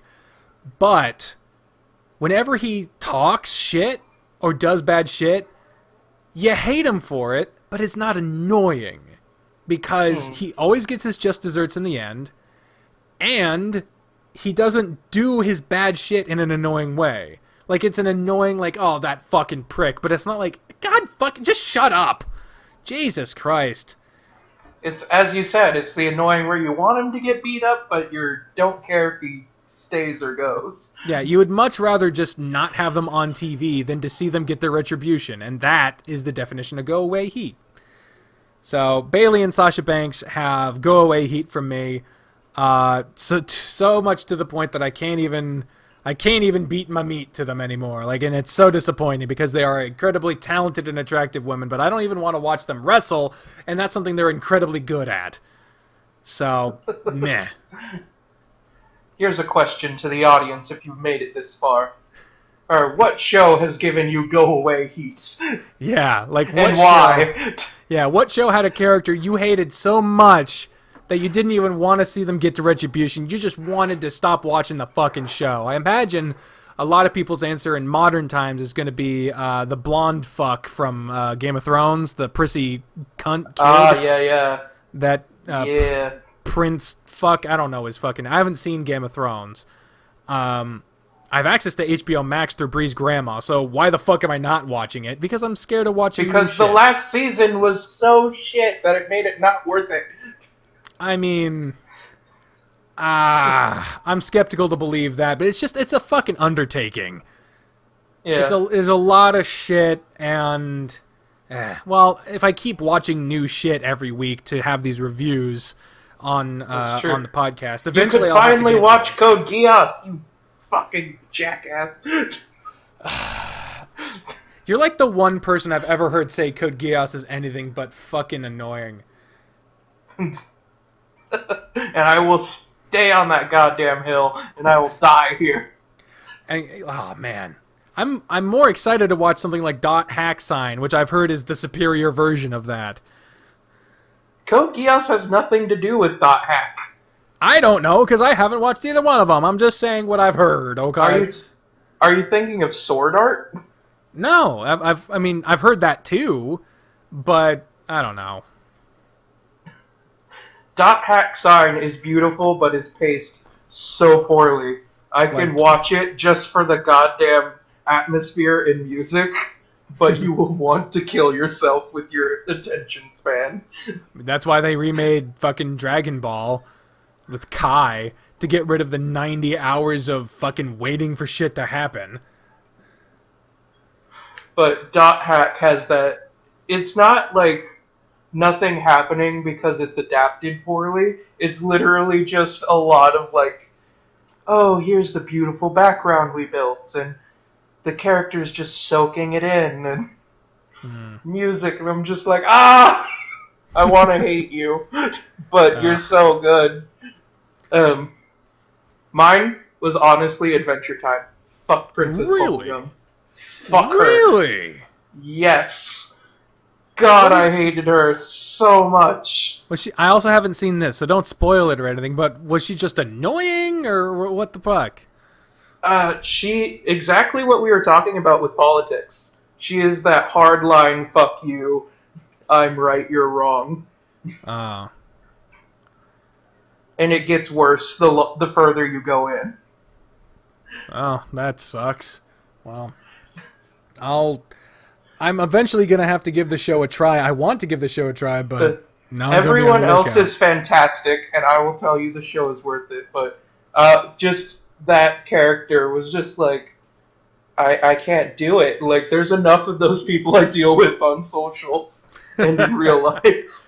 God. I got to make a fucking list. Because I've got this fucking spreadsheet, because I always have fucking spreadsheets of like a bunch of different musical artists I've been told I need to check music out from. I'm going to do the same for TV shows and for movies. I got to make one, because at this point I need to actually make the list. Because I've said so many times, I'll add it to the list. I'll add it to the list because I'm so bad at watching new stuff. Turns out that's a common thing with people with anxiety, is they don't... They're hesitant to watch new stuff because stuff they've already seen doesn't require the mental energy, and it also is a reassurance that they're not going to be surprised. Yeah, no, I understand. So yeah, I'm going to make an actual list of movies and TV shows I need to watch, and I've been told I need to watch, and Adventure Time, .hack sign, Sword Art Online, Code Geass, The Amazing World of Gumball, Tiger King. Those are going to be like season 2 of Tiger King, by the way. How? The fucker's in jail, ain't he? I still haven't seen it, but I heard that was the end. Yeah, it's gonna follow Carol Baskin, and it's going to be through the police and investigating what happened to her husband. Fuck. Well, good luck, y'all. Anyway. I actually have one too that I just remembered. I watched with Ethan. It is definitely not like, if you are easily offended, I would say avoid it. Uh-huh. But the other two movies are Christopher Reeve, I believe, is the head. It is what's it called? The malicious the malicious plan of Dr. Fu Manchu. Oh boy. Christopher Reeve plays Fu Manchu. Oh Lord. And it is. It does not take itself. It is a spoof of James Bond. And it is hilarious, but it is, I would say, if you are easily offended, it is not a movie you should watch. Yeah. I think my favorite James Bond spoof movie would be Johnny English. Yeah. Like, what was it? Dr. Fu Manchu, he's 120 years old. I have a doctorate in veterinarian from Berkeley. Oh, fuck. Alright, so I got 2 more goods and 1 more bad. We're approaching 3.5 hours. Let's get through this shit. Okay. My next good is that I applied for Medicaid, was approved, and will be getting my insurance starting August 1st. So I'll finally be able to go to a doctor without having any co-pays, and also without having to pay for any insurance, pay for my insurance or my medications, as long as I read my shit right. So that doctor doesn't even know what the fuck is about to walk into her office, but holy shit, I'm gonna get my appointment's worth. Did you also see that they passed a bill forcing hospitals to disclose pricing before you get treatment? Oh, that's nice. No more surprise bills. That's fucking good. That's really good. I'm glad about that. So yeah, I've got a list of physical and mental ailments that require treatment, and they're getting addressed. Because the first is a Saturday, and we've got something going on that day. That's the day my brother is moving, and it's also the day that me and Bri are going to go celebrate briefly with her brother and his. Have they married yet? I don't know. They're having a kid. She's pregnant, so they're having a pregger kegger where everyone that isn't pregnant is going to be drinking. Yes. So we're going to be going to one of those, being socially conscious and probably not being there for very long, because social events are bad right now, people. I'm not going to be seen as a hypocrite for going to one. They had a baby shower. They had like a bunch of people at a baby shower. It was outside, but no one was wearing a mask around a pregnant lady, except me and Bri. And we showed up, took a picture, gave her a gift, got some food, and left. Because our landlord was being a dick and we had to rush back home. But also, we didn't want to be around a bunch of motherfuckers without masks on. Yeah. Christ. Anyway. So, I'm looking forward to telling y'all how that fucking doctor's appointment goes. Because, holy shit, I've got a lot of shit that needs to be addressed here. My last bad. Actually, do you have any input on the my medical insurance thing? I don't want to just steamroll you here. No, the disclosing the price thing was the main one I wanted to add in, and I understand the baby shower thing. I'm helping my sister do one, but she's going to be in January, so hopefully this will all be over by then. Hopefully. If not, fuck me. Well, best of luck to you as well. My last bad.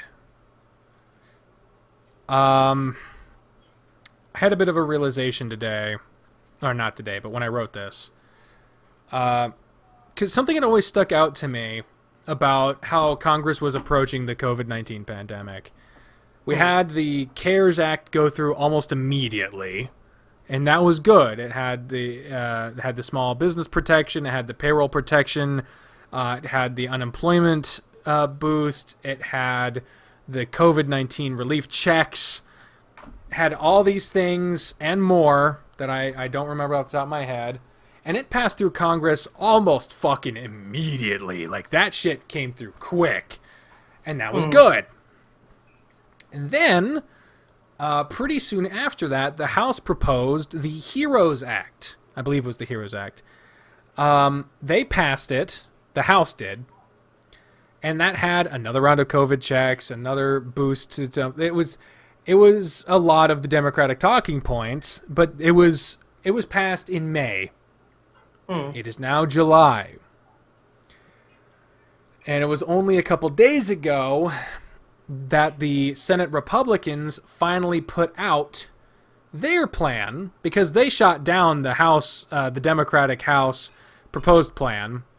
Instead, are proposing the fuck is it, the health, I don't know what the fuck it's called. Basically, it's their relief plan, and it reduces the unemployment benefits.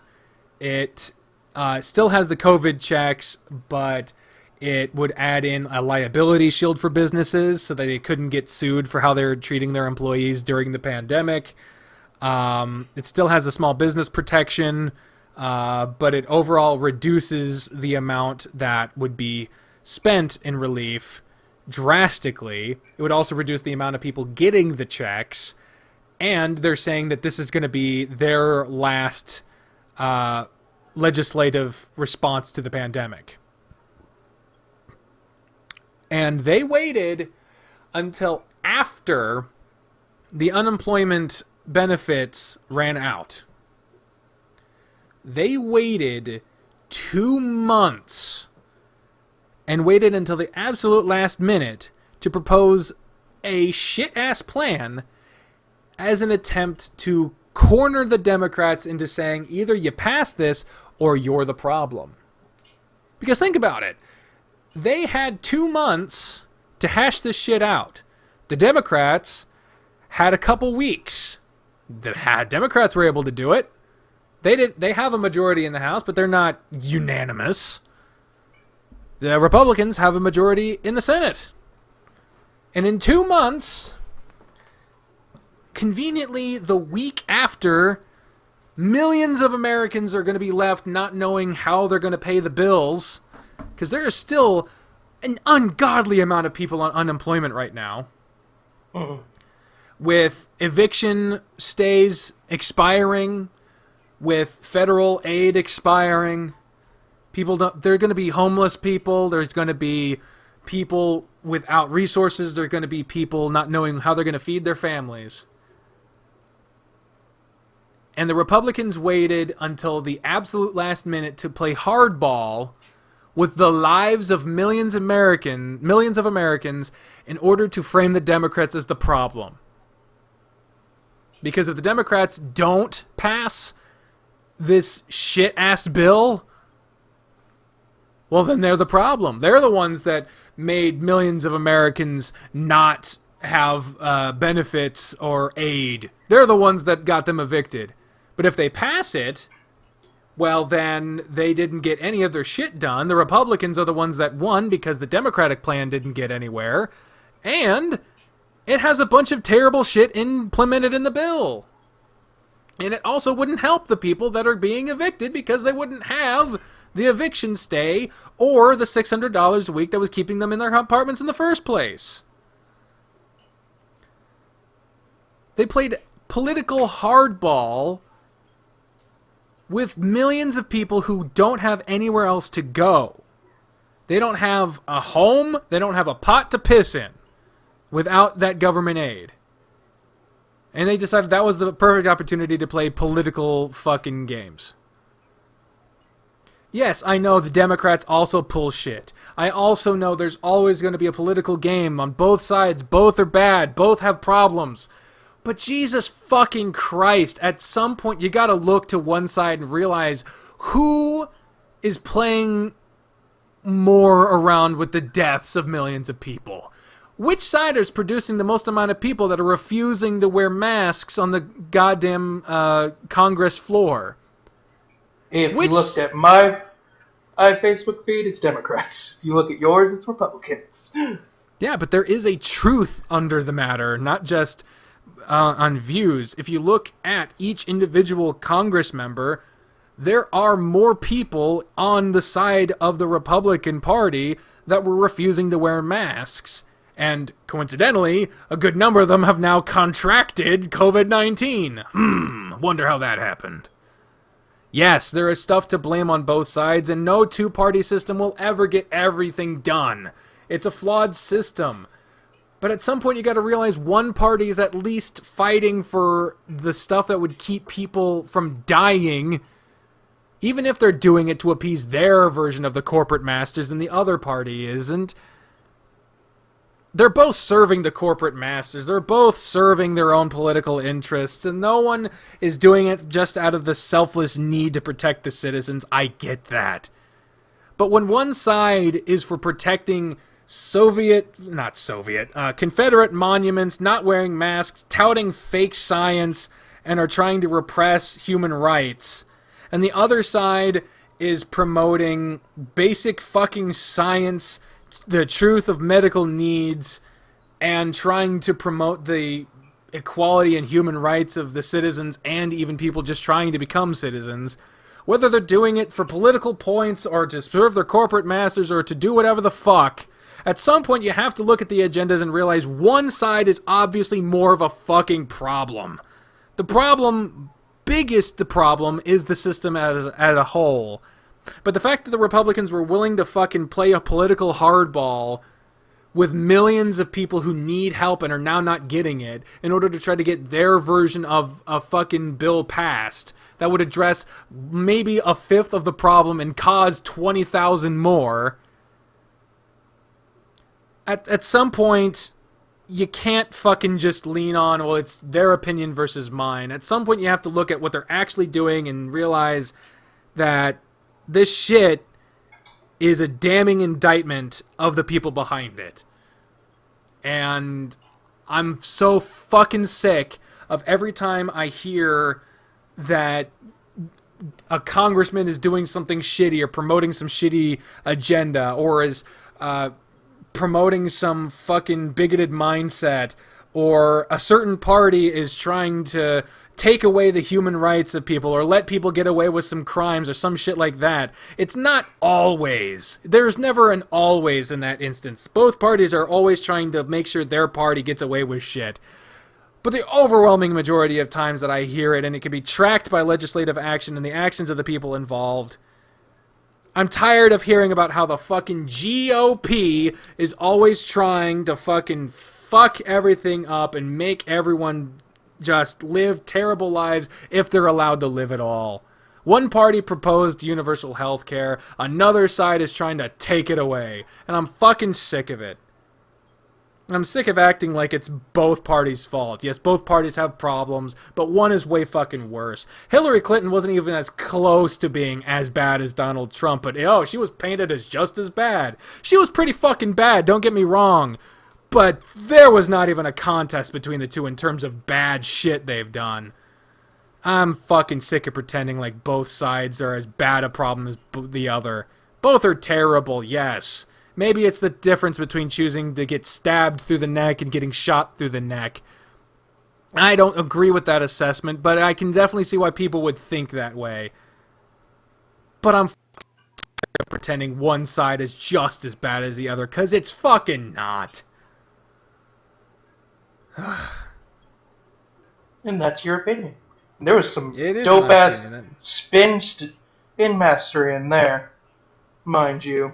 And I'm going to call that shit out, but I don't even vote for the party you're trying to damn.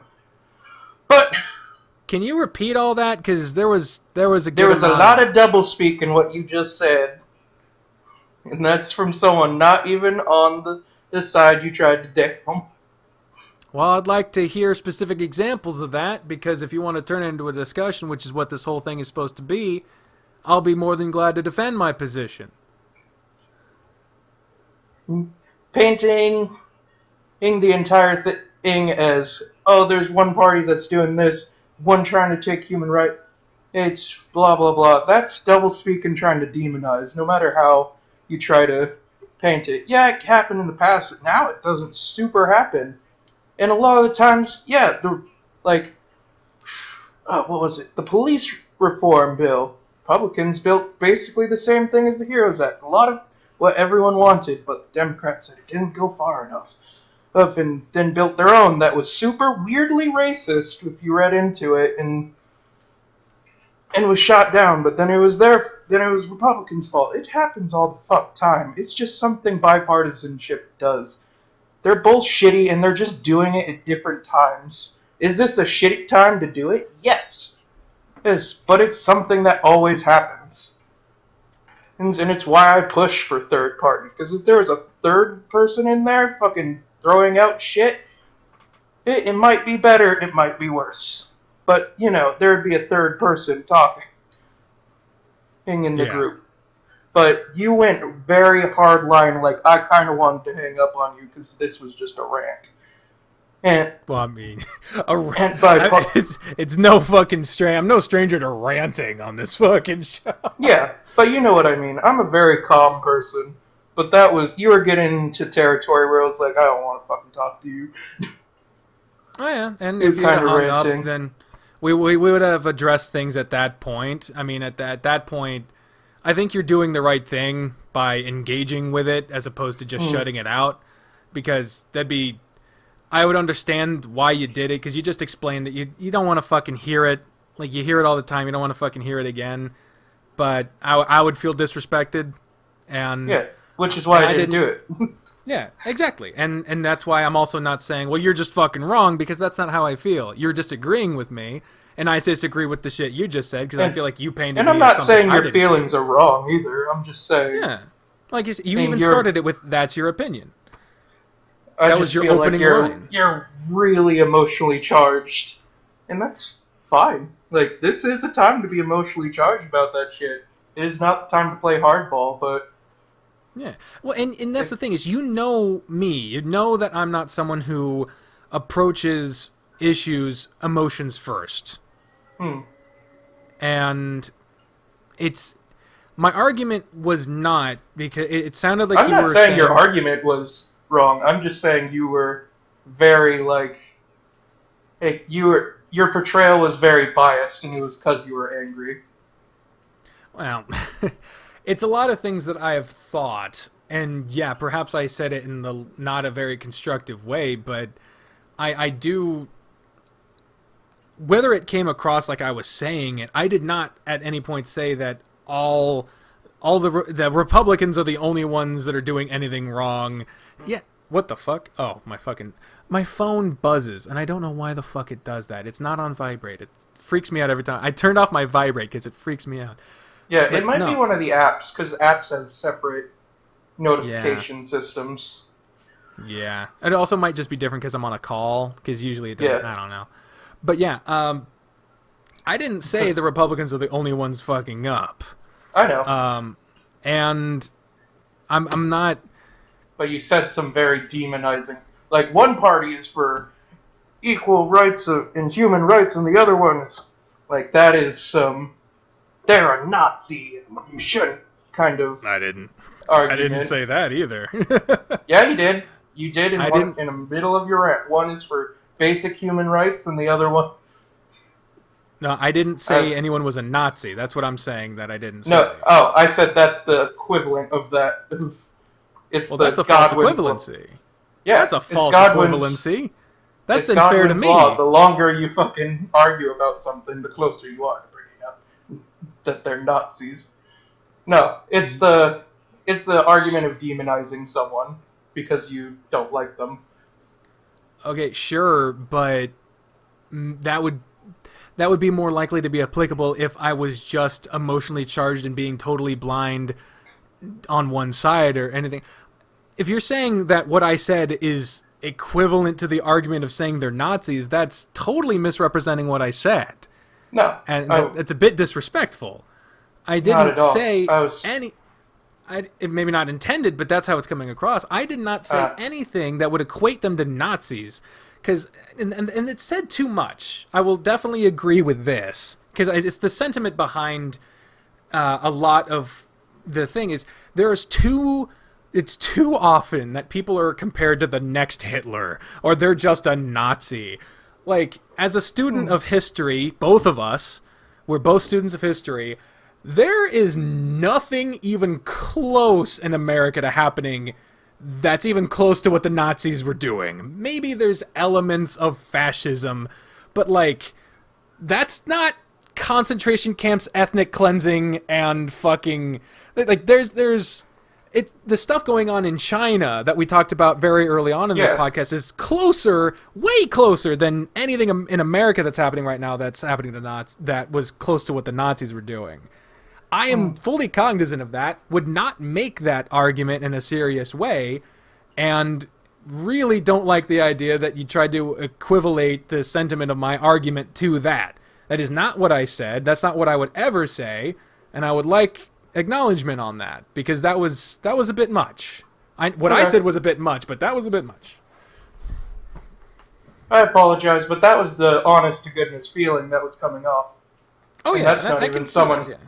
And that's even speaking because I have no idea who's listening, but I have a feeling if I felt that way, and I'm more center-leaning right, I can whole honestly say, hey, there might be someone listening who definitely felt like that was a bit of the heated argument statement. Oh yeah, and I can see that. I can see why, and that's the thing is, like, I spend a lot of time trying to phrase things in a way that is more constructive, or at least lends an openness to a conversation. As we discussed before, there is a certain amount of needing to be open to a discussion, like we're having now, that needs to go on if there's going to be an actual discourse to a topic. But there is an underlying frustration when you're constantly doing that, and nothing seems to be changing. It's what is it called? The detriment of rhetoric. Sometimes it doesn't work, but if you stop doing it altogether, nothing ever changes. Yeah, and that's the thing, is, like, I had a moment where I said stuff that, for people who very somehow passionate. It definitely was more of a charged thing, but I repeatedly made sure to say that it's not just one party that's fucking things up. I just think one's doing it more. If you want my honest opinion on those parts, it sounded like you're dismissing any argument against it. What do you mean? Like, it sounds like it kind of sounded like you were phrasing it in a way where if you argue with me, you're the one in the wrong no matter what. Those kind of, at least that was the feeling. I'm not sure how that comes across.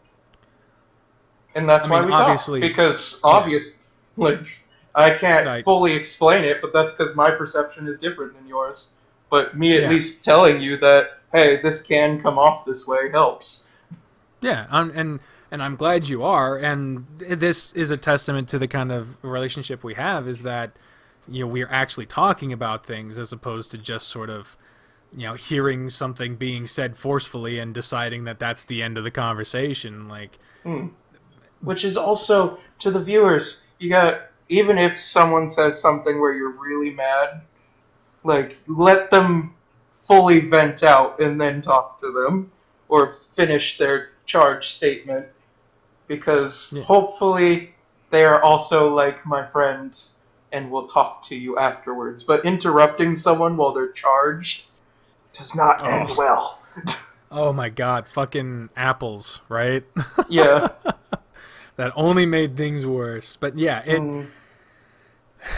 the thing is I do have a genuine belief that underlines a lot of what I said. Perhaps not in the forceful nature that it seemed to come across, but more so in the one that was intended. But that's the thing about communication. It's not just intent, it's also impact. The thing is I do genuinely believe Both parties are in it for the wrong reason, because that's what you get with a two-party system. That's what you get when you have money in politics. That's what you get when you have an antiquated system of government that is not adjusted for a modern-day country. You know, the Electoral College and or even a country this large. Exactly. Like the system that we have was designed for a small, rural, local, small-time set of really centuries ago technology and style of thinking. And the fact that we have, by and large, not updated our electoral system, and we have updated it in a number of ways, but not in enough of a significant way to represent the modern age we live in. And that's a struggle that a lot of people are dealing with. Technology is constantly developing, so it's like, how the fuck do you keep up, especially with a system that goes as slow as democracy? But but that's the tough thing with the country we live in, is that when you have a small amount of people that wield a large amount of power over a large amount of people, but with a small amount of secret special interests funding it all, you're not going to get politicians in it for the act of representing the people. It's a career. It's a career that you can do good or bad, and you'll either get celebrated as a hero or you'll come out with a book deal, no matter how the fuck it goes. And that's just how it is. So our system, the way it is now, produces the vast majority of all the problems that everyone fucking has. Not all, not every. A good amount would be fixed with an updated, reformed, and modernized system. It's just, how the fuck do you get the people in power to relinquish that power? It doesn't fucking happen without a fight. Now, with that being said, both parties, really bad. You could list until you're blue in the face the amount of things that both Democrats and Republicans have done in just the past 10 years. People have voted down just because we wanted to be the ones to solve the problem. Exactly. Partisanship has ruined a vast majority of the potential progress this country could have made. I mean, hell, if you go back to gay marriage legalization, the reason why it became part of Barack Obama's 2012 re-election campaign platform was because Joe Biden fucked up. You remember this? Yeah, vaguely. Yeah, it was...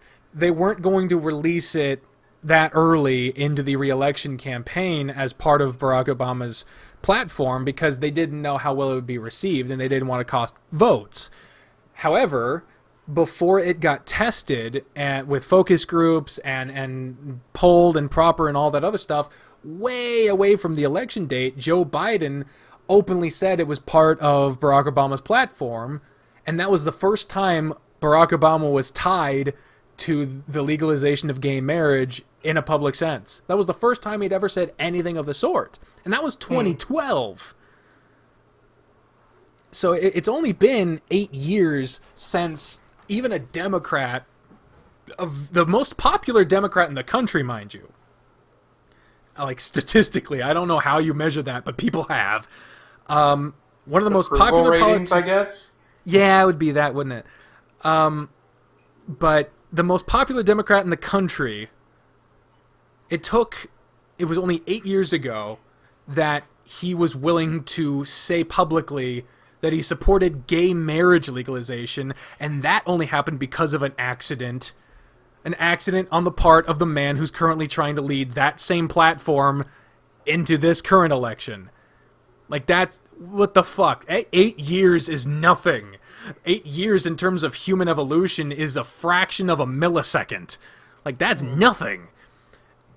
But that's how long it's been, and that's, in a certain argument, that is human rights being debated.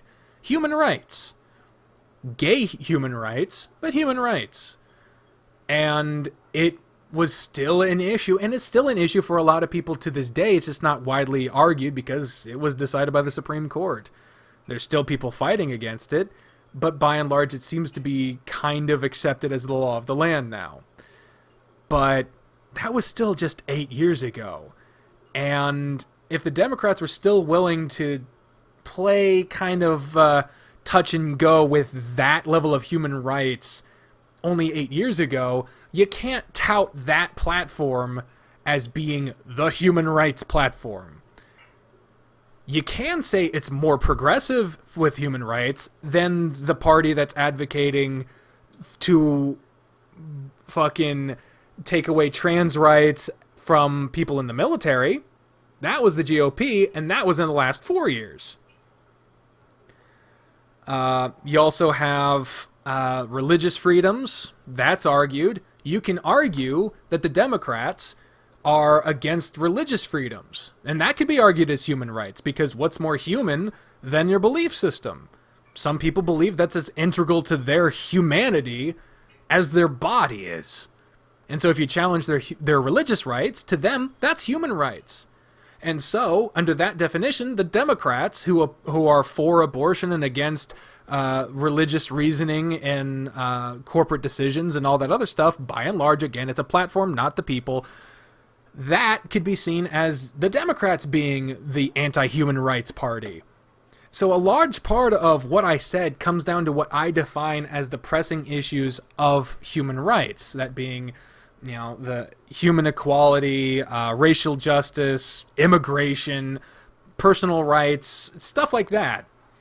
And when I have defined these issues as being about human rights, it's easy for me to see the opposition as being against human rights, which is a very hard statement to sell a rational person into believing, because it requires years of already established ideas in the back of their head of what defines human rights. What does this issue have to do with human rights? Why is this position this way? Why do you have your opinion on the position? And yada fucking yada.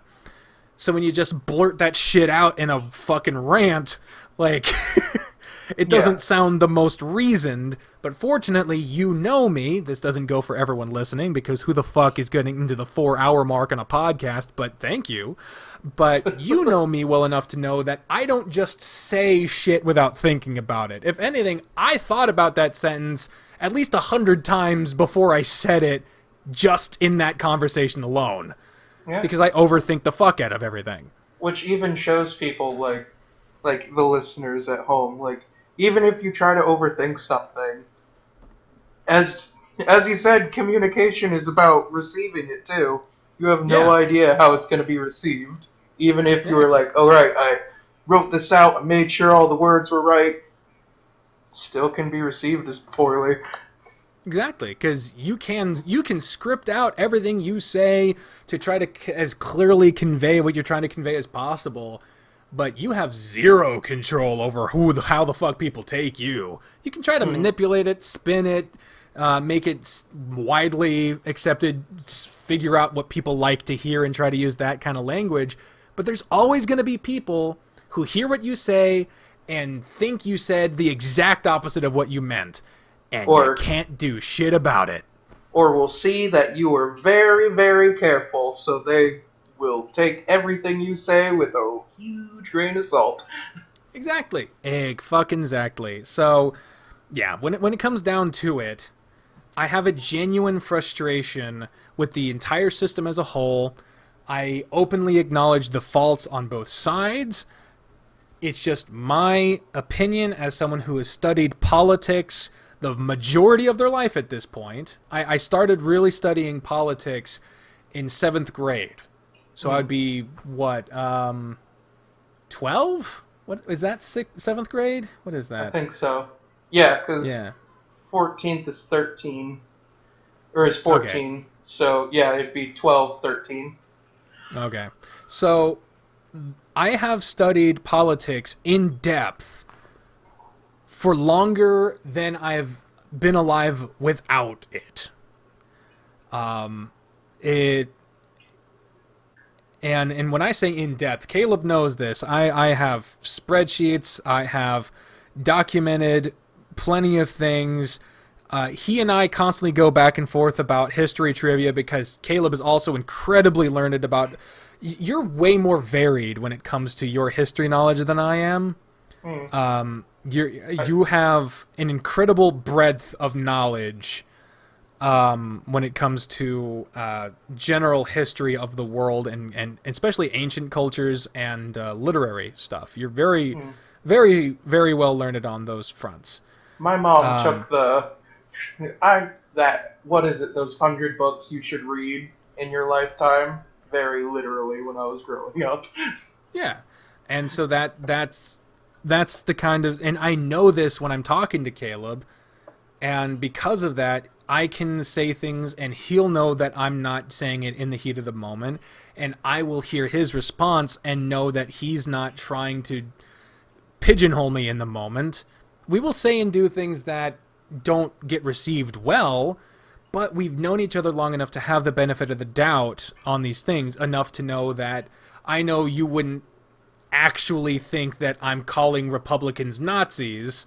Yeah. It's just something I didn't appreciate hearing. And likewise, you didn't appreciate what sounded like I was saying, and so I'm sorry that I gave you that impression. I'm sorry that I did that. So yeah, I didn't want to alienate anyone and be like, well, no one defended what I believe on this, because I really do hate when that happens on podcasts.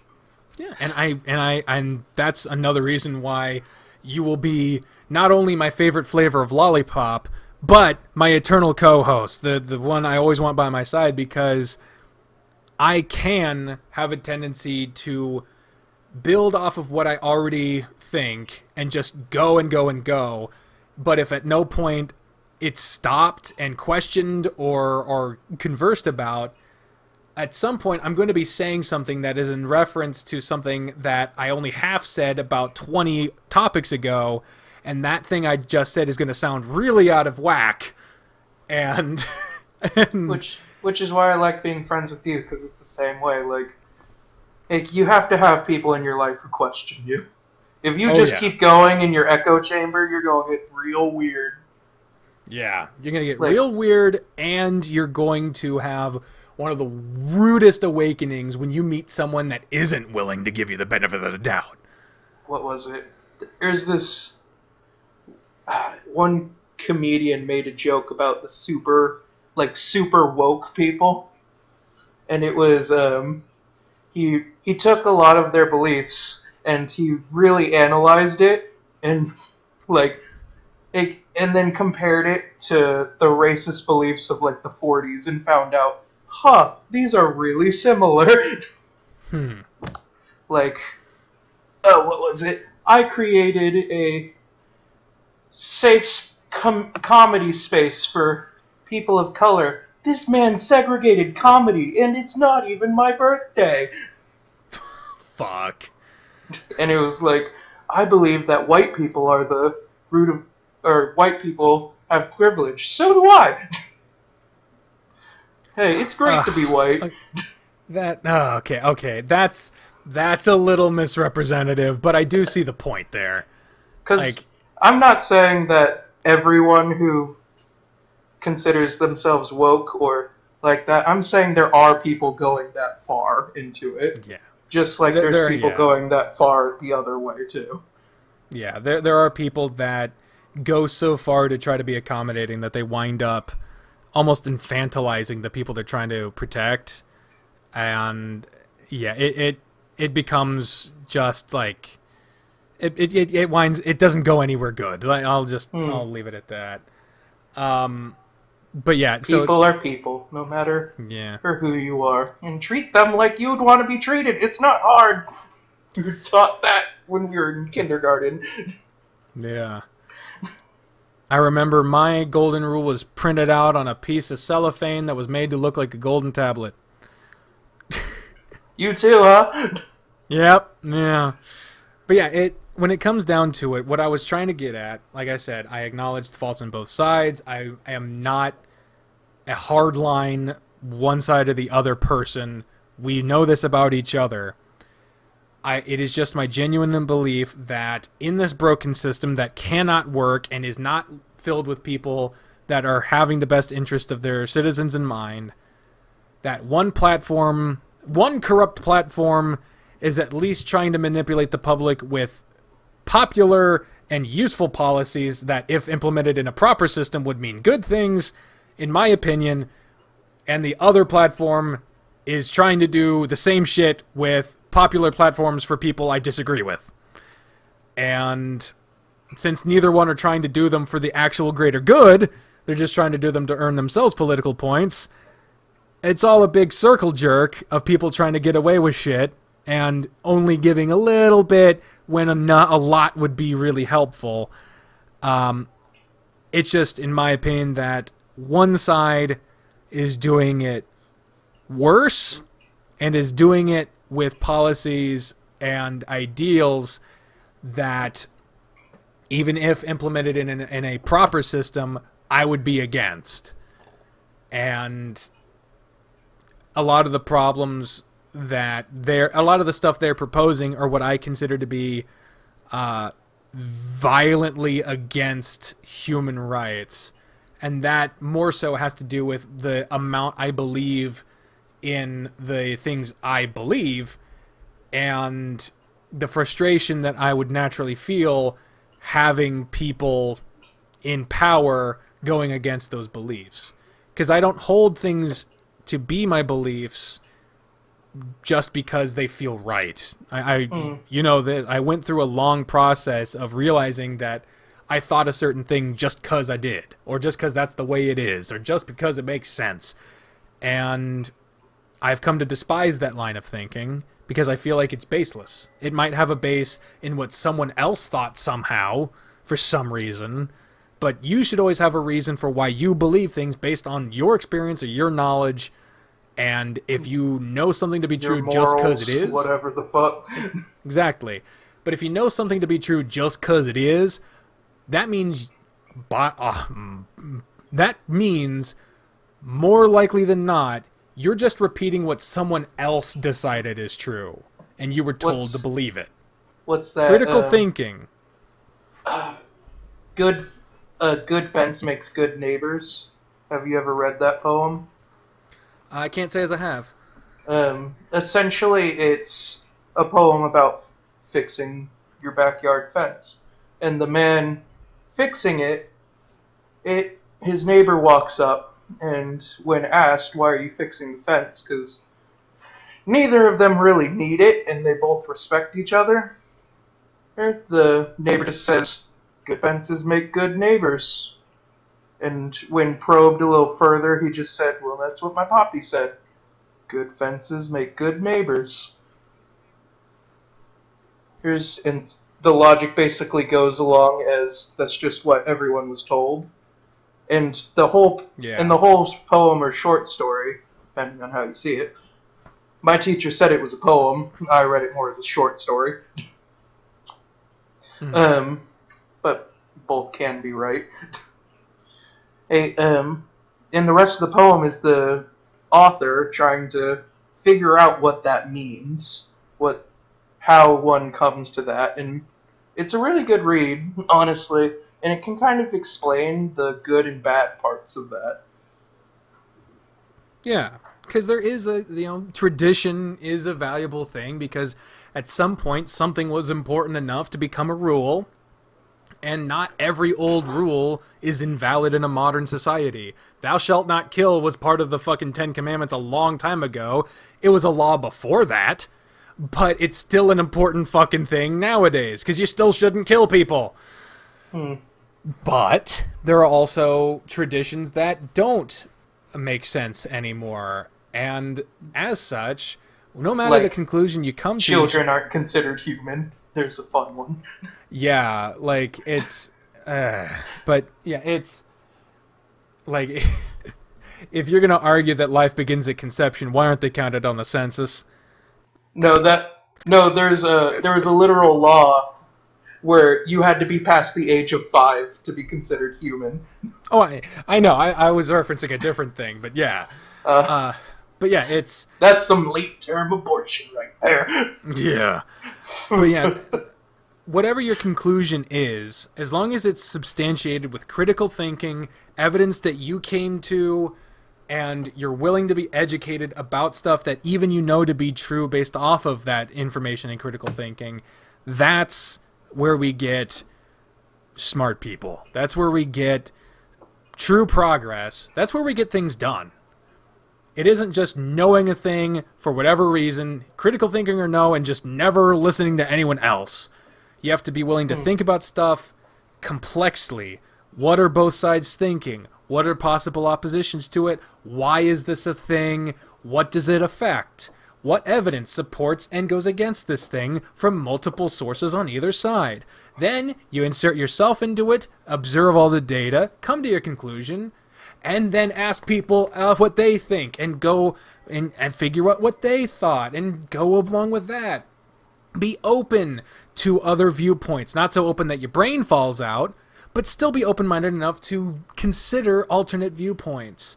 And that's what we need, not people just trying to be right all the time. So, yeah, I believe that one side of this fucked up system is worse than the other. That reminds me of someone pointed out, like, hey, we all thought it would be only one type of apocalypse and dystopian future. We never thought that two would combine, and he said that it was Idiocracy and 1984. Yeah. People just spewing catchphrases without knowing what they mean and double speak everywhere. Yep.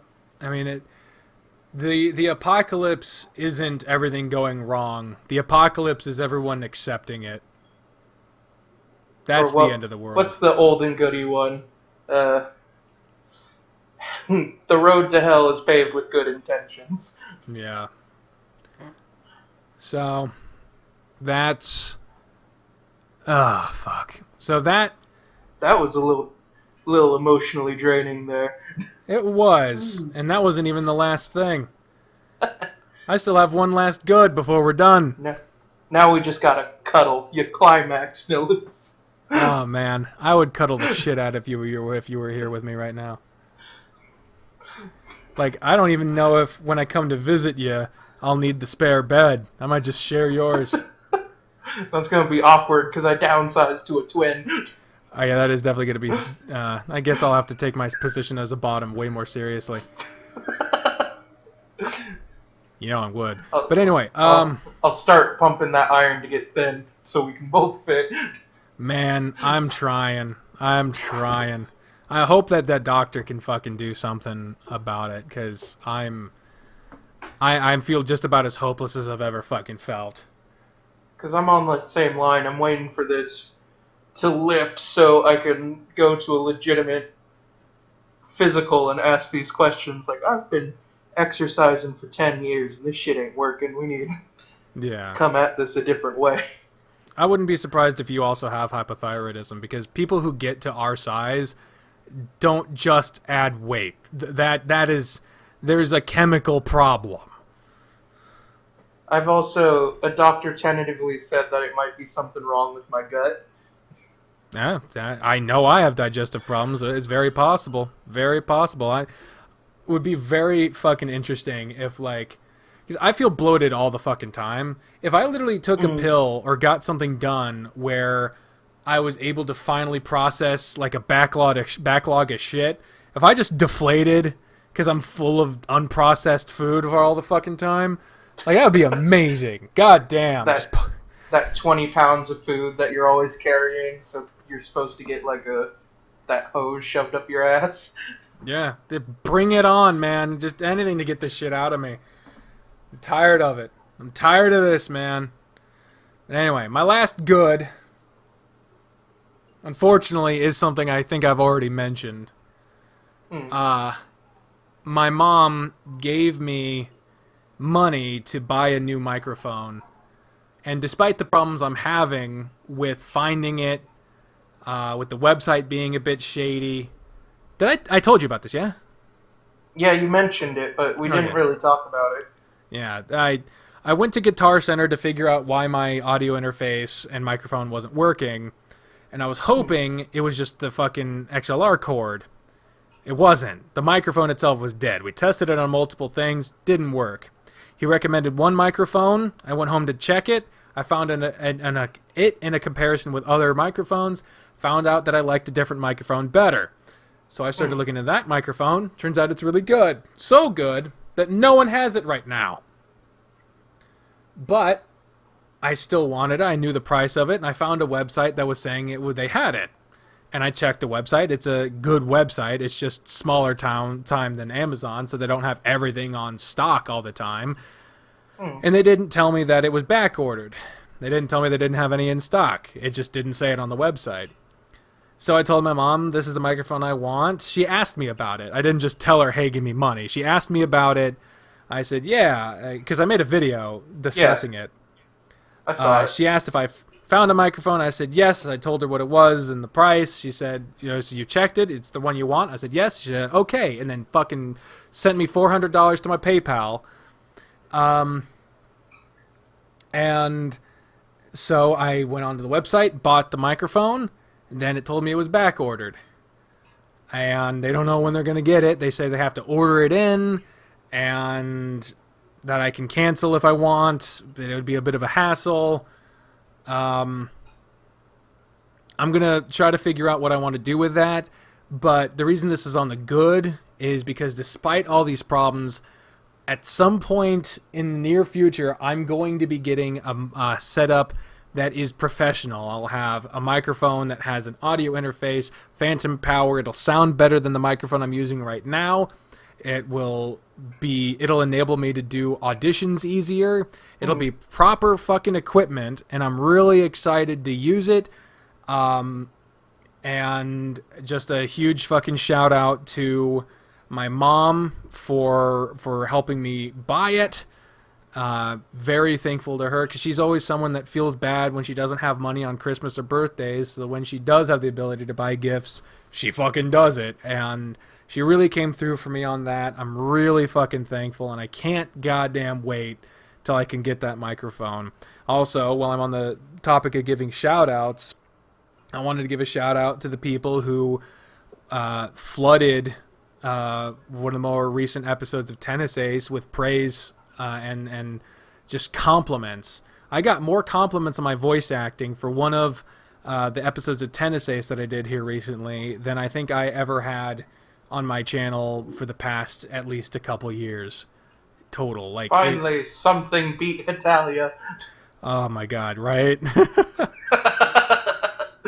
But yeah, it was so fucking, it made my chest swell with pride, and I was so fucking thankful and grateful, and it really made me feel good because my goal is to be a voice actor, and to have that many people say such nice things about my voice acting, it really made me happy. So thank you to everyone there. Thank you to my mom for buying my microphone, and we're over 4 hours now, so I'm going to go ahead and say thank you everyone for watching.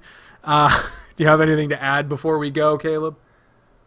No, but I found something out that it's something I can tell you personally. It doesn't have to be on this, okay. Basically. So, thank you all very much for watching, or listening, whatever, to this episode of All of the Above. It's been a longer one. We talked about a lot of stuff and a lot more depth, but fuck it, this was a good time for me. I hope it was a good time for you, too. I'm glad you could join us on this adventure. And until next week, ladies and gentlemen, I'm Vivian. And I'm Caleb. And we'll see you next time. Bye! Bye! A good old throwback. It kind of worked. Kind of. Kind of.